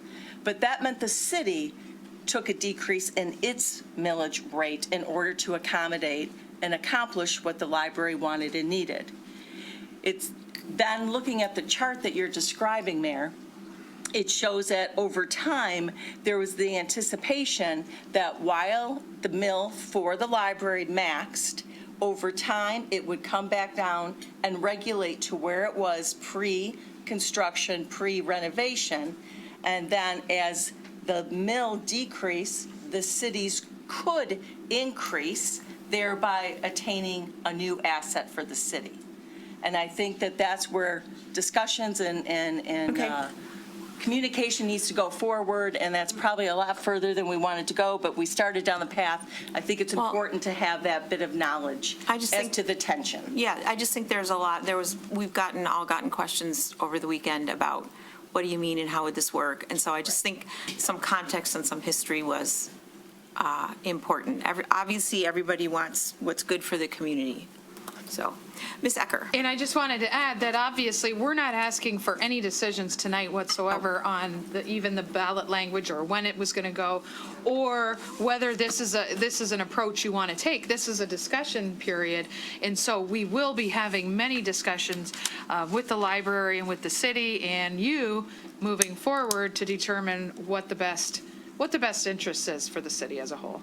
Okay, so did you need us to discuss the question of 20 versus 25 years tonight, or just leave I think we'd like some guidance, yeah. So you don't need to make a decision. Are we going to go back to that, or are we going to I'm just asking. finish up the conversation about the library?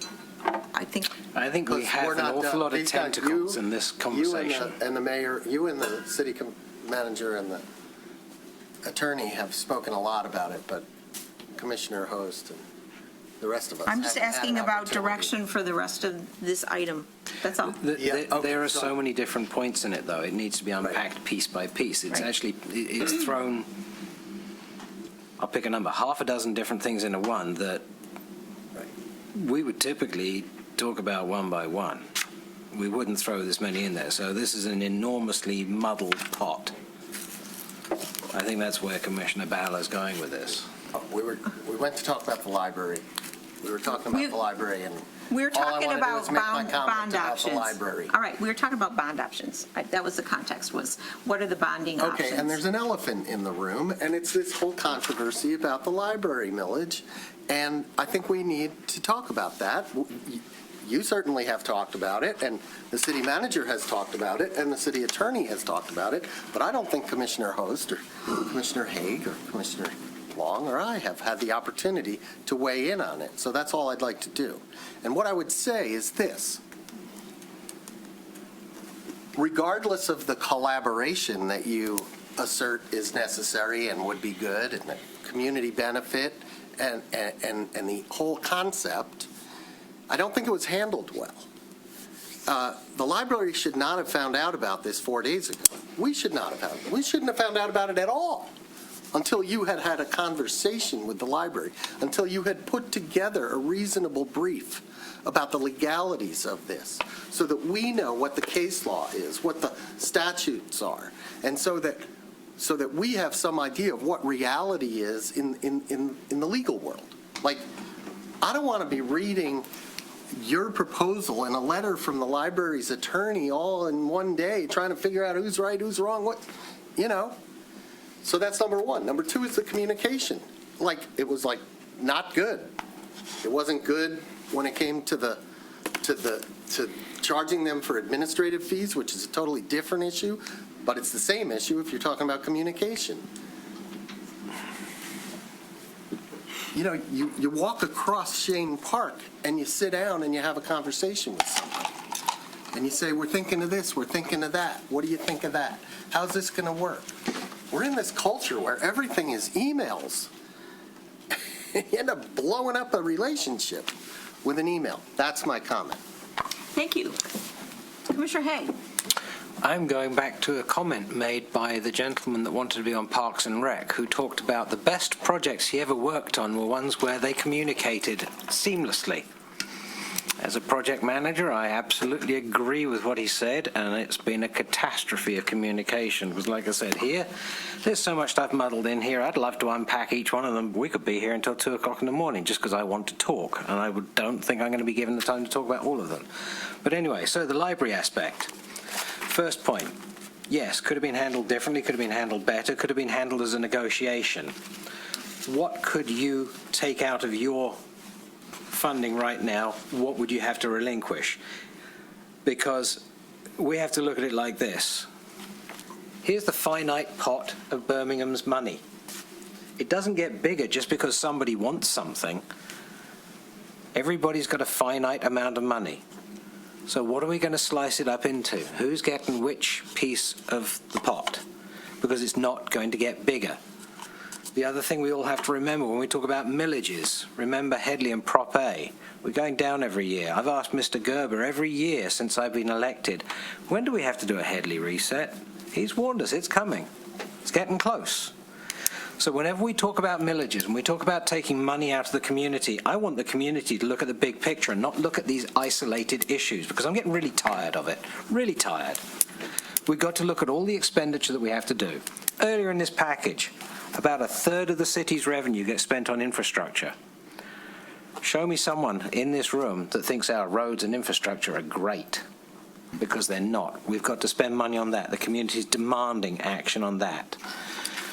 The community is asking for, a subset of the community is asking for a new senior centre. Then we have the community that is represented by the library, who say, we want all of these services. We have the building that we're sitting in that has an HVAC system that's over 30 years old, fails regularly, and we can't get spare parts for it, and the basement floods when we have significant amounts of rainfall, and the police department walk through puddles. This building needs money spent on it. We've talked about it. The roads need money, the building needs money, next wants money. We have Headley Prop A, where we're going to have to do a reset within the foreseeable future, however many years that is, but we're going to have to do something, or the pot gets smaller and we cut services to everybody. Okay?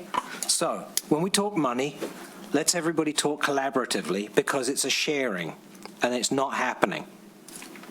Everybody's going to have to negotiate. There's no, well, you've got to cut this. Well, if you cut this, then you're cutting that as well. Which is getting slightly off where we're going, except for the fact that the communication of, can we come to a negotiated agreement? I don't see it anywhere. I see, I want, I need. Negotiation and communication. Otherwise, it will all fail. The gentleman that stood up here, fabulous statement. I forget exactly his wording, but I was loving what he said. And it hasn't happened. So now I'm just irritated. Commissioner Long, anything? I'd favor a 20-year bond over a 25-year bond. Thank you. Commissioner Host? I I wasn't aware that the millage was raised to the library in 2016, but I'm very proud that that commission did that, because to think that out of pocket, without costing any of our taxpayers a dime, versus the 2015 library bond, which with the debt would have been approximately $29 million bucks. In 3 phases, we did $8.5 million, and I know 500 came out of the library's rainy day fund. That's the type of thing that I'm very proud of, that it only cost us $8.5 million in 3 phases over 10 years. All right, Ms. Ecker. And I think to your point, Commissioner Host, that is exactly what the thinking was here, that if we can collaborate amongst the different elements of the city, that we can bring a new building and a new facility and a new amenity to the city without it costing the taxpayers more, in a similar way that we did before. To your point, to all of your points about communication, I just want to address that and say, could it have been better? Yes, I think it could have. I want to tell you from my perspective, what was happening is we didn't have direction from the commission that you wanted to go down this road. This was an idea that came up based on what was decided in 16, and it made a lot of sense. It would not cost the taxpayers more money. It was what was agreed on in 16. And we did reach out to the library at the beginning of last week. Was it only a week ahead of time? Yes. But it was to say, here's what we're thinking, and it's going to the commission. And we weren't asking the commission tonight to agree to this. We were asking to start the conversation. And I don't think it would have been fair for us to negotiate with the library board without it coming to the commission first for discussion as to whether this is something you even want to consider. Right. You're through and you're through? I'm going to propose a 5-minute break so that A, I can go to the bathroom, and B, you can go talk to Rebecca and shake her hand and say, let's meet on whatever day at whatever time and talk about this. I would be happy to. I move that we take a 5-minute break. Do we have a second? Second. Comments on the motion? I think we need to calm down because I've still got an awful lot going on here. Okay, that's your comment. Okay. That's my comment. All in favor? Aye. Aye.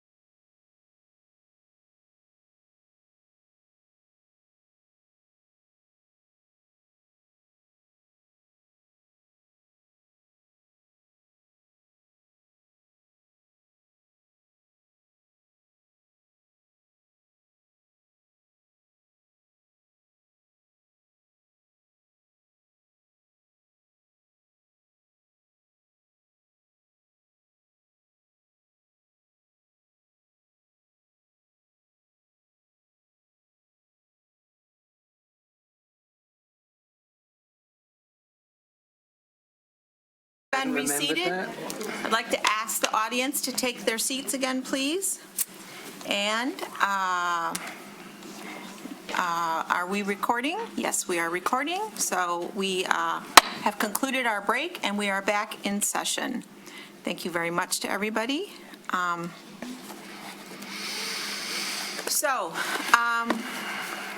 With the commission's permission, shall we take some public comment? Or Commissioner Haig, did you want to address a few other things? I would just like to make a couple of proposals that perhaps will then lead towards focus and public comment focus.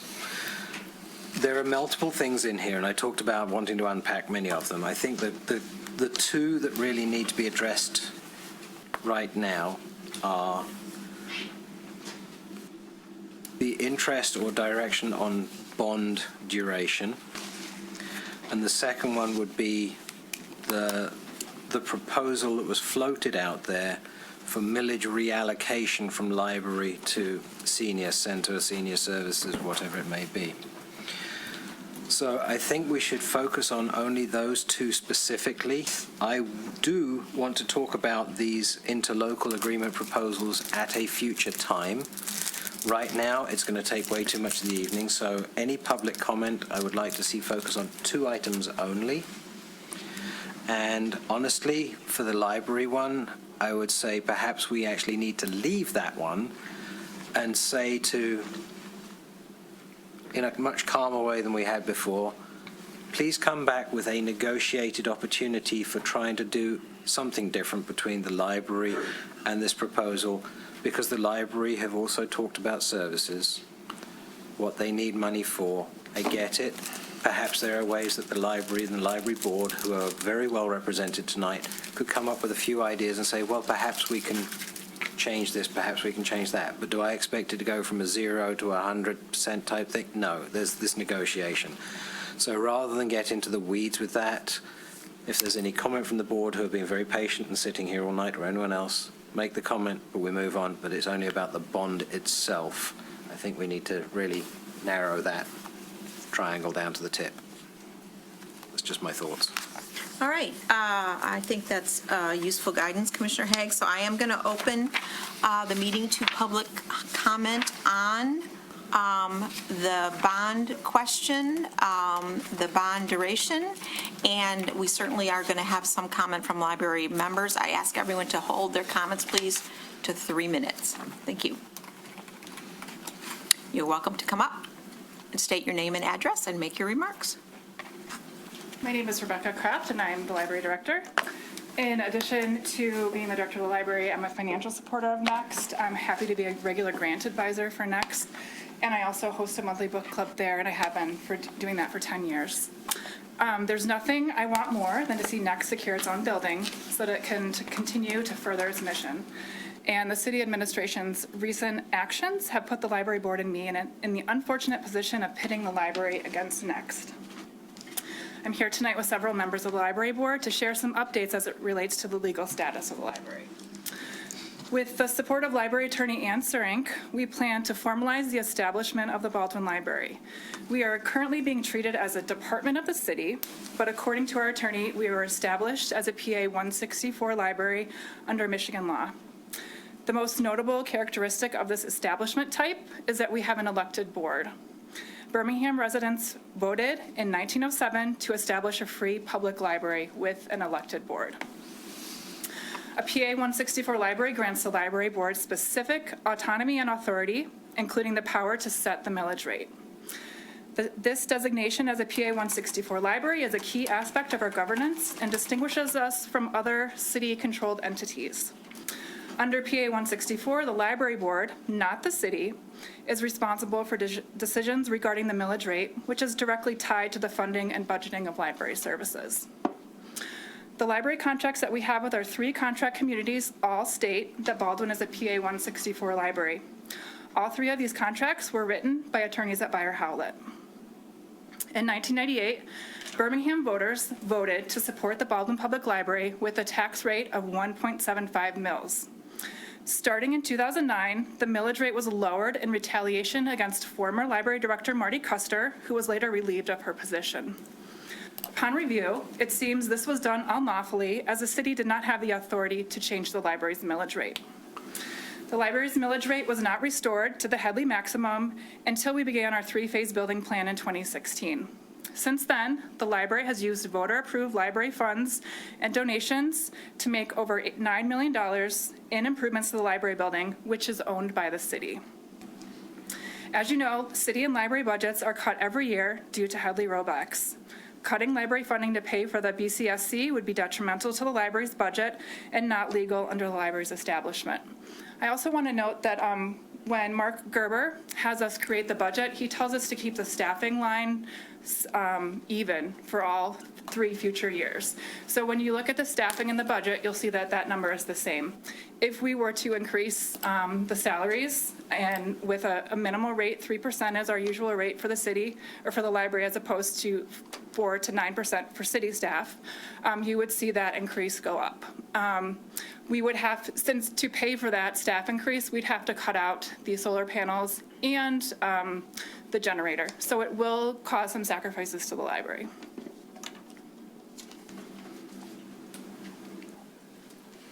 Hi, Danielle Rumpel, 843 Tottenham. The city's proposed way to fund a portion of the BCSC bond with library funds is not a viable option, as Rebecca just mentioned. Our budget hearing on March 17th approved a millage rate of 1.268 for years 26-27 and proposed a further decrease for 28-29 to 1.1962. So I feel like we are declining. If the library's millage rate is further decreased to fund a part of the BCSC, this could affect the following services and materials. A reduction in ebook materials. We have a huge demand for ebooks, and they are very, very expensive. If the budget is reduced, patrons will see longer hold queues and a reduction in the amount of new materials available. There will be limited growth in databases and digital subscriptions to popular newspapers like the New York Times, Financial Times, The Economist, Washington Post, and more. Possible reduced programming for all ages if staffing cuts become necessary. A reduction in open hours of our highly popular Idea Lab, which has frequently created special projects and giveaways for city staff initiatives. We may also be forced to start charging patrons for Idea Lab services. And there could be additional expenses incurred to continue to the statewide shared system of loaning materials. When Birmingham voters voted in support of the library in 1998, they probably never anticipated that the library funding would be selectively cut by the city to help meet other funding needs within the city, but that has been the library's reality since 2009. Thank you. Frank Quintana, 612 Davis. Baldwin Public Library and all public libraries are being affected by the cuts to the Institute of Museum and Library Services, IMLS, under President Trump's executive orders. This will have an impact on BPL and libraries across the United States. IMLS is a key federal agency that supports libraries and museums by providing funding, grants, and resources aimed at fostering access to information and education. These cuts, particularly through the proposed budget reduction during Trump's administration, directly affected the agency's ability to fund vital library services and initiatives, including MELCAT in the state of Michigan. With increased administrative services, fees, cuts to IMLS, and decreased millage from the city of Birmingham, the Baldwin Public Library trustees are concerned about the library's financial future and ability to serve the patrons to the fullest extent for our community. Hi, Melissa Mark, 635 Puritan, Birmingham. I've been on the board of the trustees for 7.5 years. And first up, I want you to know we support the city. We all try and work together and collaborate. And we're very sorry that this fissure has come about. And we'd like to go back to the good old days. But anyway, I want to know a couple of things that seem to have been omitted in your announcements of the funds and the millages. That millage was, as she just stated, in 1998, 1.75 for the Birmingham Library. As such, it is for the Birmingham Library services and products and whatever goes for the library. It is not for any other department, any other services. Even if we wanted to, it's in the millage, that is what it's for. So I'd like to make sure that we all recognize that. And then the fact that it was cut, not by us, but by the city in 2009, and that was low until 2016 when we did our renovation, and so we got some of it back. Please keep in mind that we consider that part of our original millage that we were provided for by the voters of Birmingham.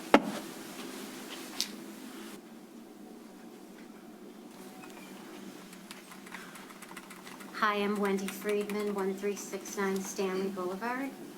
I'm also a proud member of the library board. Our director, Rebecca Kraft, works diligently to improve services and access to the library. While City Hall was closed to the public for 2 years during COVID, once the governor's stay-at-home orders were lifted, the library opened and served the public with its robust resources and programming. Additionally, the library is utilized as a warming center, a polling place, and for city meetings. During our final phase of renovations, we created a street-level entrance that is fully accessible. We also bring the library into the community to reach students and seniors. Since 2022, library staff has hosted over 440 outreach programs reaching nearly 31,000 people. Our library staff members are dedicated to ensuring that the Baldwin Public Library is a valuable resource for our communities and a welcoming place for everyone. In our recent strategic planning survey, 95% of the respondents said the Baldwin Public Library is either essential or very important to the quality of life for its residents. Between our programming and our promotion of literacy and learning, the library offers programming for every age and every type of person. Our library services, our impact is not only felt by our patrons, but it's also appreciated. As library board trustees, our responsibility to the community members who elected us to ensure their tax dollars are used efficiently and effectively to operate the library and ensure its needs are met while upholding our mission and values. I really want to thank you for letting us have a chance to speak to all of you and for the City Commission taking the time to listen to our concerns tonight. Thanks. Hello, I'm Karen Rock. I'm a library board member, 465 Pilgrim. I have basically 5 points. First, the Baldwin Public Library Director and the library board members have concerns about the city's recent actions that could jeopardize the library's future funding and operations. 2, since 2009, which was 16 years ago, the library's millage rate was reduced by the city, resulting in a loss of use of $4.2 million. This has impacted Baldwin staffing, employee benefits, and services. 3, as Rebecca Kraft stated, the library operates as a PA 164 library under Michigan law. This grants the library the ability to determine the annual millage levy within its authorized amount that may be assessed. 4, additional financial strain on the library is due to the recent federal cuts on the federal funding from the Institute of Museum and Library Services. And in conclusion, the library board would like to work with the city of Birmingham and have both parties recognize Baldwin Public Library's establishment with the state of Michigan as a library that may, under law, set its own millage rate and use millage proceeds for the library. And again, good communication is essential between the library and the city. Thank you very much. Okay, I'm going to be the first non-library board member up. And my name is Jim Suhay. I've lived in Birmingham for 47 years now, and I did serve on the Baldwin Library Board for 12 years, ending in November 2024. I want to talk a little bit about history. Any history professor will say that there are different interpretations of history, and I heard one here that I don't quite agree with. The history that I do recognize is going back to 1998 when the voters approved a millage of 1.75 mils. voter approved. Remember that. And the Headley Amendment has, forced that down. It's down to about 1.3 now, and it's going down further. And in the not too distant future, the library will be facing probably a Headley override village. So there's just a little bit of that Headley millage left, and that's what the library wants, to take care of some of these extra services that we've had to cut because of budget pressures. And since by law we think we are due that extra Headley millage, I personally am not in favor of the city's proposal to partially fund the community and senior city center with voter-approved library millage beginning with fiscal year 2026 to 27. Now, I just want to say to my Next friends in the audience that I love Next. I'm a member of Next, and I like what I see in the community center being planned, and I plan to support the millage, whether it's in August or November. So, as a library supporter and former board trustee, I believe Baldwin has been an excellent steward of the funding approved by voters. And a good example, as I think many people have said, is the recently completed three-phase expansion and renovation program that has been extremely well received by voters. And again, this was funded by not a gift from the city, excuse me for saying that, but by voter-approved millage. However, we aren't going to, the library can't stand pat with the wonderful renovated library that we presently have. We must plan on continuing improvements going forward, and also to restore some of the things that we had to cut over the years. We just can't stand pat. We've got to move forward, and the residents of Birmingham deserve that. Baldwin Library needs use of the full voter-approved millage to serve its patrons and to maintain its reputation as one of the best libraries in Michigan. So I urge the city to reconsider the proposal to take a portion of our millage. But I heard some good things today. I heard the word negotiation used several times. So I'll just close on that point. I think we've got to communicate better, as my very good friend Jack Burns said when he was up before. We've got to communicate together, and we've got to sit down and negotiate. I think there's a solution here, and everyone in the library world has been feeling rushed here. We didn't hear about this until last Tuesday or Wednesday, and a lot of us are venting now. So I think we can settle down, get together, and talk. Okay, thank you. Thank you. Any other comments in the room? Mr. Dilgard, I see you moving. Good evening. I agree with Jim that things can be worked out between the library and the city, so I wouldn't waste too much more time this evening on that. I think that can be worked out. I would like, at this moment, to just encourage the commission, not tonight, but at a future date, to do the 25-year bond. I think that locks in the rate and gives certainty.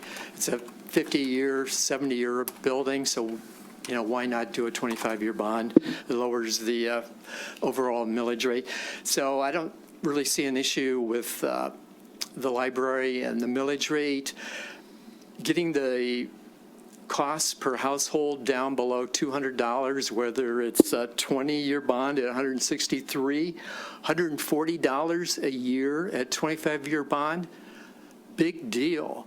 I mean, what the city is going to get from this building and this opportunity with this asset for the community next, and the why. Yeah, I mean, compared to other communities and Birmingham, the assets we have, and what we can afford, I mean, this should be very clear cut to this commission that this is going to be a great benefit going forward to the city, this building. So those are my comments. Thank you. Thank you. Hi, good evening. David Bloom, 556 Wallace. Boy, a Pandora's box got open tonight. There are a lot of just in one paragraph of bond wording, so many different issues that have to be addressed now. I'm going to try and tackle some of them. Based on a 3.6%, and not in any particular order, based on a 3.6% 20-year AAA bond rating in the country right now, which is what the current rating that I looked up, the difference between a 20 and 25-year bond is about $3.5 million. So it's not like $100 difference or $50 difference on someone's tax bill. It's a lot of money. I would encourage any of you that read the New York Times, or even if you don't, every Sunday in the business section on the inside of the last page, there's usually an article, what you get for so many dollars, and it provides 3 different properties around the country, usually in pretty good communities, and it talks about the taxes that they pay. And I got to tell you, I very rarely see any other community in this country paying on a basis of what the property value is, more taxes than we do. And a lot of them are less. We pay extremely high taxes in this community for the services that we receive. In terms of bond language, one of our commissioners said that a lot of voters will go to the voting booth and not know what they're voting on, or maybe it's a city commission election or something and they want to vote for a certain candidate and they don't realize there's a bond, and they're going to read that language there. That language, voters deserve to have language in there that they can understand so they know what they're voting for. I heard the bond council talk about what language can be used and what can't be used. You can use the word intent. The city intends to use this for the YMCA and for Next and as a community center. We still haven't established what this building is used for. Our city manager first referred to this in one of her talks as a community center. Then she referred to it as Next. I don't know, and with the YMCA's in there, I don't know how much of the community is going to be able to use this without paying a fee. And if that's going to be the case, it needs to be written down. Voters need to know what we're paying for. Voters need to know how much interest is involved. If it's 12, 13, 14, 15, 16, $20 million on top of a $32 million bond, you can use language. It's expected that at a 4% interest rate that we're assuming this is going to cost taxpayers $48 million. I don't know how hard it is to write that. When you're talking about 1.2 mils or 4 point, whatever the mils are, those are tiny numbers with decimal points. That may not register with the voter. Talking about the millions of dollars they're going to be spent on interest does. And so I would encourage a 20-year bond if you're going to do this.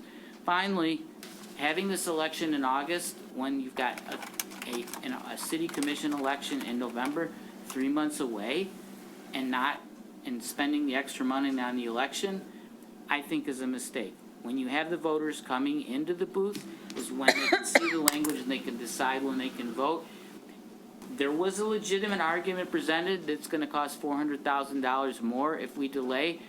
I have a really hard time with spending that we're going to spend that kind of extra money by delaying this for 3 months. And maybe it's 3 months in a week.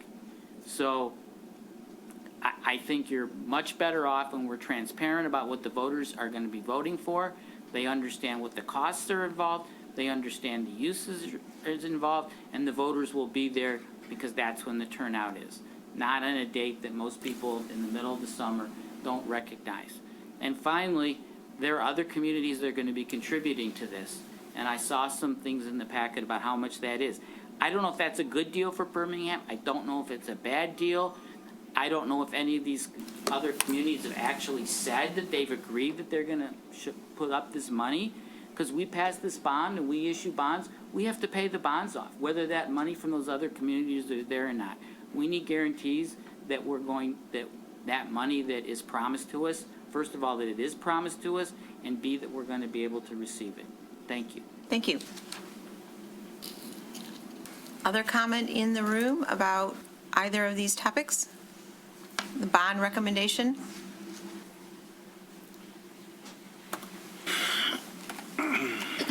Rosie Cole, 662 Purdy, speaking as a private resident. I've been following this closely, and the more I follow it, the angrier and the more opposition I conclude with it. And for context, I voted for the library bond proposal. I voted yes on the North Old Woodward proposal after reviewing it in detail.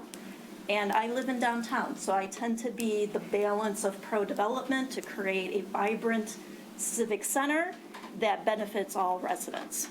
I think we are way ahead of ourselves. We are talking about spending money on a bond when we do not have other things that are priorities to residents, such as fixing the roads. We are bending over backwards for next. And it looks bad on the city manager and on the commission. I hear it in the community. Nothing against Next, 50 years in the community. They are an independent 501c3. They are responsible for their financial solvency, just like the community house is, just like the library is, and just like the YMCA is. It is irresponsible of this commission and of the city management to keep barreling down and spending money when there are other priorities in this community. You are making it easy for the opposition to win. I am in the business of data and analytics. The data shows bonds in this community are a 70-30 vote because it's easy for the opposition to organize, and it is difficult for those that want to progress to get over that hump. You should not be going forward spending money unless you know you have a high probability of getting over 50%, and you're nowhere near it. And in fact, what you're doing is you are angering citizens such as myself. Thank you. Any other comment in the room? All right, then I'll go to online comment. Ms. Barrett.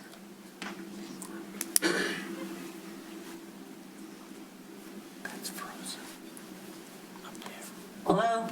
Hi. Hi. I echo what the library people and David Bloom and Rosie Cool have commented. I think everything needs to take a pause because I think there may be a tremendous embarrassment looming on the city commission and the city management. That's it. Thank you. Do we have any other comment in the room or online? All right, seeing none, I will bring it back to the commission. Unless any commissioners have any other comment about 20 versus 25 years, I think we'll conclude this and move on to new business. I think Ms. Ecker's gotten plenty of feedback. Plenty of feedback, but no direction on the bond duration. But I think the feedback needs to be fixed first before we go to the bond duration. Okay. Just to clarify where I'm understanding the status. I agree. Okay. Very little. All right, then we're going to move on to new business. We have a public hearing for 225 East Maple Social Kitchen and Bar Special Land Use Amendment Final Site Plan and Design Review. I'm going to open the public hearing. I understand that there has been a request to postpone the public hearing. So is there any staff presentation? There doesn't need to be. Okay, so the public hearing is open. If there are any comments or questions from the public on this postponement? I see none in the room. I see none online. I'm going to close the public hearing, and we need a motion then. I'll make a motion. I'll make a motion to postpone the public hearing date on this matter until a future date to be set by the city. There's actually a motion in the Oh, you want to packet. do the thing? Okay. Okay, I'm sorry. I have it up actually here too. I'll try that again. I'd like to make a motion adopting a resolution to postpone the public hearing date to April 21st, 2025 to consider the special land use permit amendment, final site plan and design review application for 225 East Maple to permit the replacement of the current outdoor dining patio on the via east side of the building with aluminum pergola with roof and enclosure systems, and to permit a bistro with 76 outdoor dining seats. Second. All right. We have a motion and a second. Any comment on the motion at the commission? Any comment in the room? I see none. Comment online? I see none. Ms. Bingham, would you call the roll? Mayor Pro Tem Ballard. Yes. Commissioner Host. Yes. Mayor Long. Yes. Commissioner Anthony Long. Yes. Commissioner Haig. Yes. All right, thank you very much. Now we move to a public hearing to amend Chapter 126 zoning, Article 4, accessory structure standards, Section 4.03, to add provisions for standby generators. I am opening the public hearing, and we have staff presentation. Thank you, Mayor Long. Commissioners, hello, hello. I am here with the zoning ordinance amendment for you. This has been based on an issue that was brought forth by the fire and building departments back in September of 2024. One small correction in my memo in the background, I had written September 23rd, 2024. It's actually September 9th, although the links that followed were accurate, so not too big of a blunder. The issue was brought up due to the health, safety, welfare issues that the fire and building departments were observing based on the calls they received for carbon monoxide in and around homes. It's colorless, odorless, it's very dangerous when it accumulates. So they had originally brought an amendment to the city code. Ultimately, it was decided by both the city commission and management that let's take a step back and go the zoning ordinance route, which I think turned out pretty well. So we did do that over the course of a couple of meetings at the planning board, reviewed the issue, took a step back, reviewed all sorts of setback open space requirements, and ultimately the planning board did move to recommend approval to the city commission of the code that you see at least partially on the screen, and of course fully in your packet. Running through the code and I guess the updates very briefly. Some of the big changes we made from September when it was originally brought. One big change that we made that was may not come across as obvious is we changed the term from emergency standby generators to just standby generators to avoid having to define what an emergency is. Other than that, we in this text, in this code, we regulate where it can be placed. Essentially what we're looking for is placement in the rear yard away from any building with habitable space. We also regulate where exhaust outlets can, which direction they can point in. We note they always have to be directed in the open space, and they can't be directed at habitable space. We outline when a generator can be used and that you need a permit. We also regulate, as we do in other zoning ordinance standards, that it's got to be maintained in good condition. And then we also added a non-conforming section here, which unique to generators, there is I'll say a provision in here, subsection B, that if a generator is deemed unsafe by the fire department, we can require them to relocate. Excuse me 1 second. Madam Mayor, I just happened to notice that the screen is frozen. I would just like to make sure that the live feed is actually working, because I talked to IT about it. It is working. He knows about that. He just can't troubleshoot it right now. no big deal, but it is going out to the public as advertised. Yep. Yes. Perfect, thank you. Just wanted to make sure. Because that was Sorry a really for the good interruption. presentation. I would hate for that to have been frozen. So I guess on that note, that was actually a pretty convenient time to interrupt. Not really interrupt, but pause me. I think that's the extent of what I needed to address. All right, I've got, so- questions. So in a public hearing, yeah. There is no applicant presentation, so I'm going to ask if there are any questions or comments from the public, either in the room or online, using the raise your hand function, for Mr. Dupuy about this proposed zoning amendment. See anyone? And I see no one in the room and no one online, so I'm going to close the public hearing. And now, Commissioner Host. Yeah, Nick, you're kind of granddaddying, the existing generators. Why? Or is this a can of worms? I suppose my answer would be that I suppose we're applying just typical nonconformity ordinance language to those. And we've done it in other sections like air conditioners right above. So we felt it was appropriate because it works in conjunction with subsection B, that if it is ever deemed unsafe, we can require it to be relocated. So I suppose I would say you can't read one without the other, A and B, that is. So you can maintain it if it's there. If it's unsafe, we can require you to move it. Okay. Commissioner Long. Is it possible to mandate that current non-conforming generator people put in a hose that will redirect the exhaust to, say, 10 feet away or 5 feet away into the yard without having to move the generator? Is that a possibility? I mean, I know, like, when you take your car in to be repaired, they have the little hose, they hook up to your exhaust and they put that out of the garage. It just seems, I think Commissioner Host brought up a good idea. We're hitting, like, I don't know, 50%, 40% of the offending issues, and we've had some issues. I know that the fire department talked about it with people's houses being filled with carbon monoxide, and I just wonder if there's a way, because that's a pretty cheap fix, to say, hey, like, those are active venting. They're connected to a fan system. Okay. Worked on one of the ones. That's the only reason I know. Right. Okay, so. I don't know if that's a possibility or not, but that Well, was. so right now, the unsafeness would be covered by item B, which is we can require you to move it, right, if it was unsafe. And you're asking if there's an alternative to item B? The alternative would be just to have everybody who has one retrofit.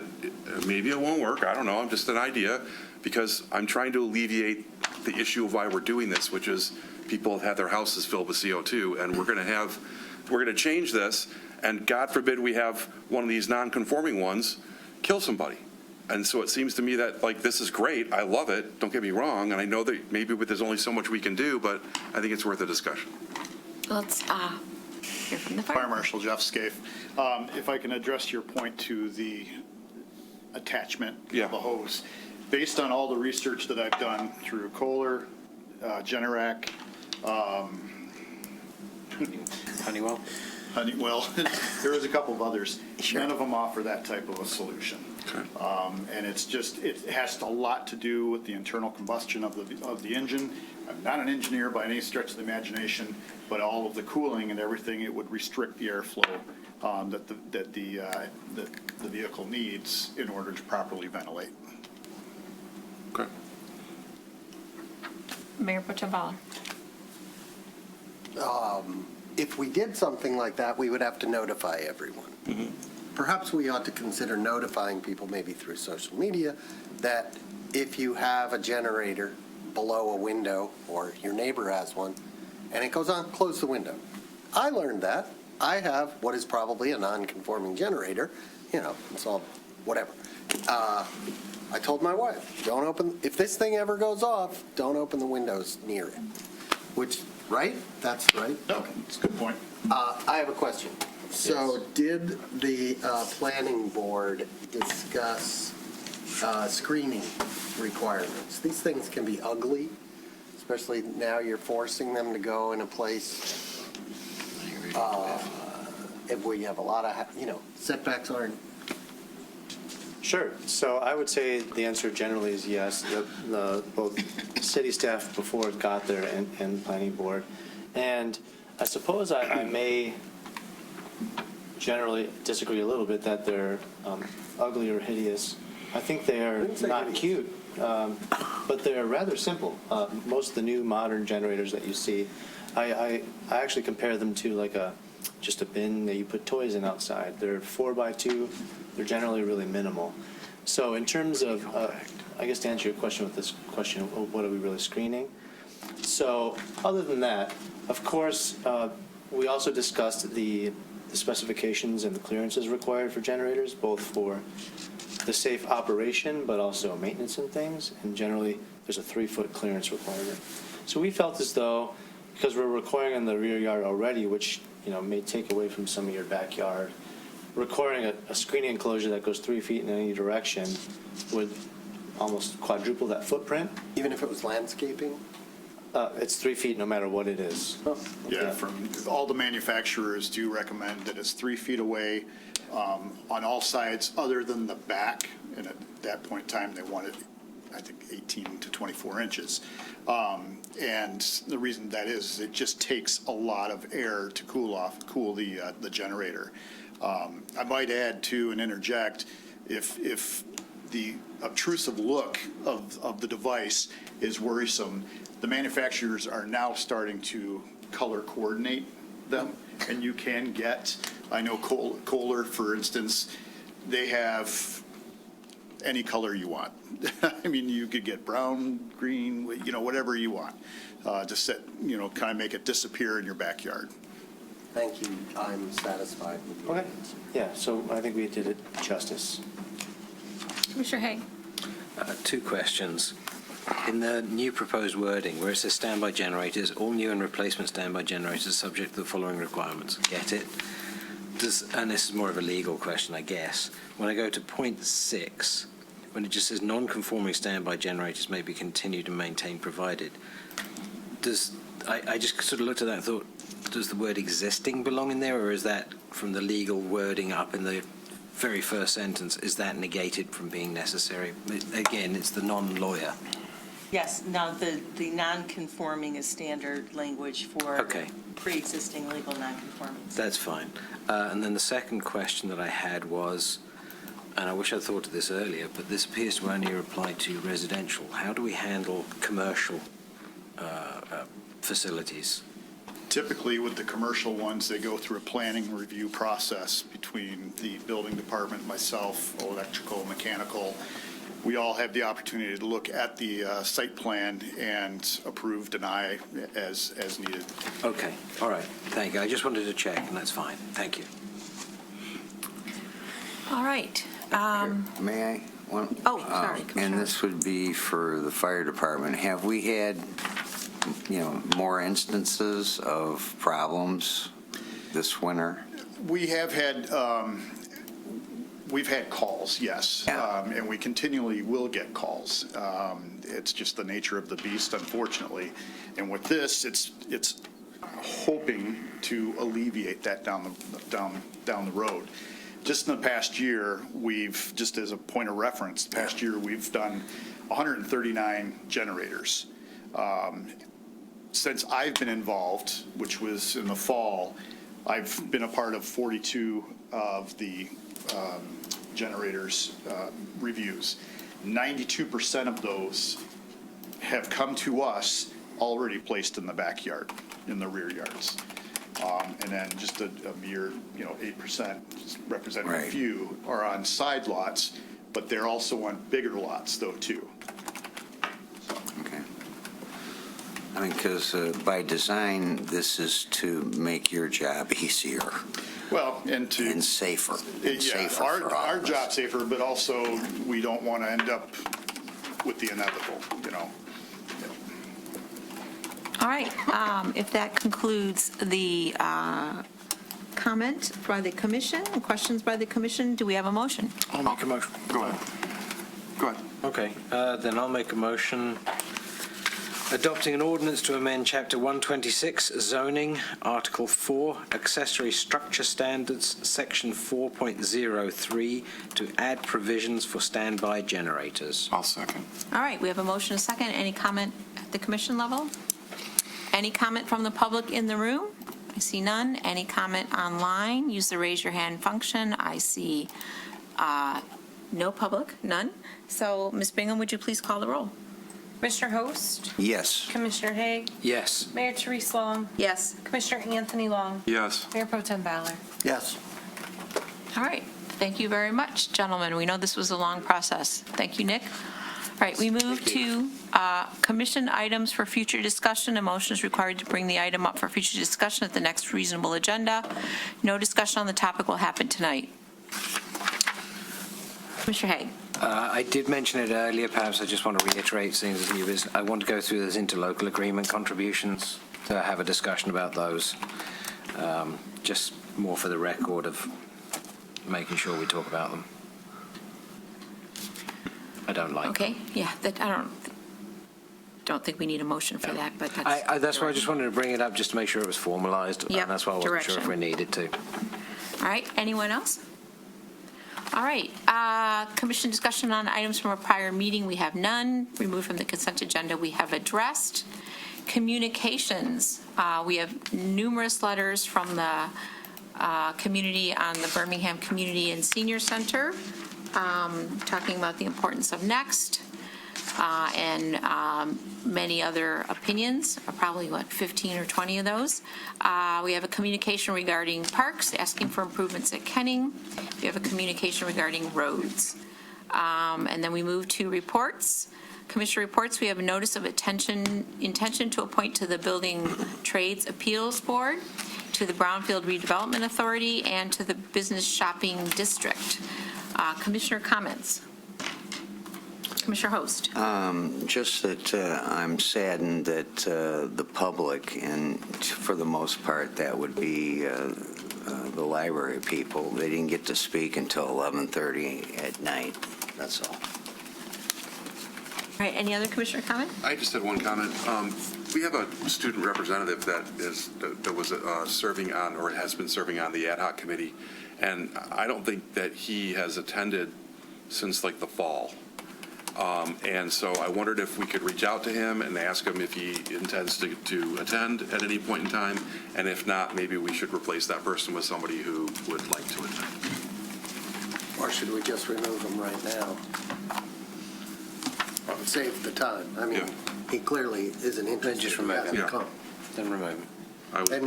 Then we could write, speed it up. We give everybody You can't due just warning. remove somebody from a board, even though it's a non-voting member, without having at least a look of a public hearing to say we're removing you and give them the chance to speak on their own behalf or not. Okay, so what? Just can't do it Can we tonight. do both at the same time? Can we begin the process of removing him while also reaching out to him? In other words, we're talking about it right now, rather than like dilly-dallying. Right. You could do both on the same agenda. What would just- we do? What would we do tonight? I can definitely reach out to him based Right. on your direction tonight and say, hey, what are your plans? Are you planning to come? The commission is If he concerned. resigns, it makes things a lot easier. That was my point. It does. That was my point. And if there are any other students, because I know we've had Because I some didn't get a students that are chance. phenomenal attendees and some that just never turn up. They just want to pad their resume. So I would recommend we do it for all boards and clean them, is the polite way of putting it. All right. Advisory boards, committees, commission reports and agendas, legislation, city staff. We have Mr. Dupuy's Planning Department Annual Report. Lovely, very informative. Anything you'd like to say about it? Happy if you're happy. By the way, I was impressed with the graphics. All right. Thank you, Mr. Dupuy. And then link to the next bylaws and financial information that were presented in the August 2024 agenda packet. And with that, we could have a motion to adjourn. Motion to adjourn. Second? Second. All in favor? Yes. 12.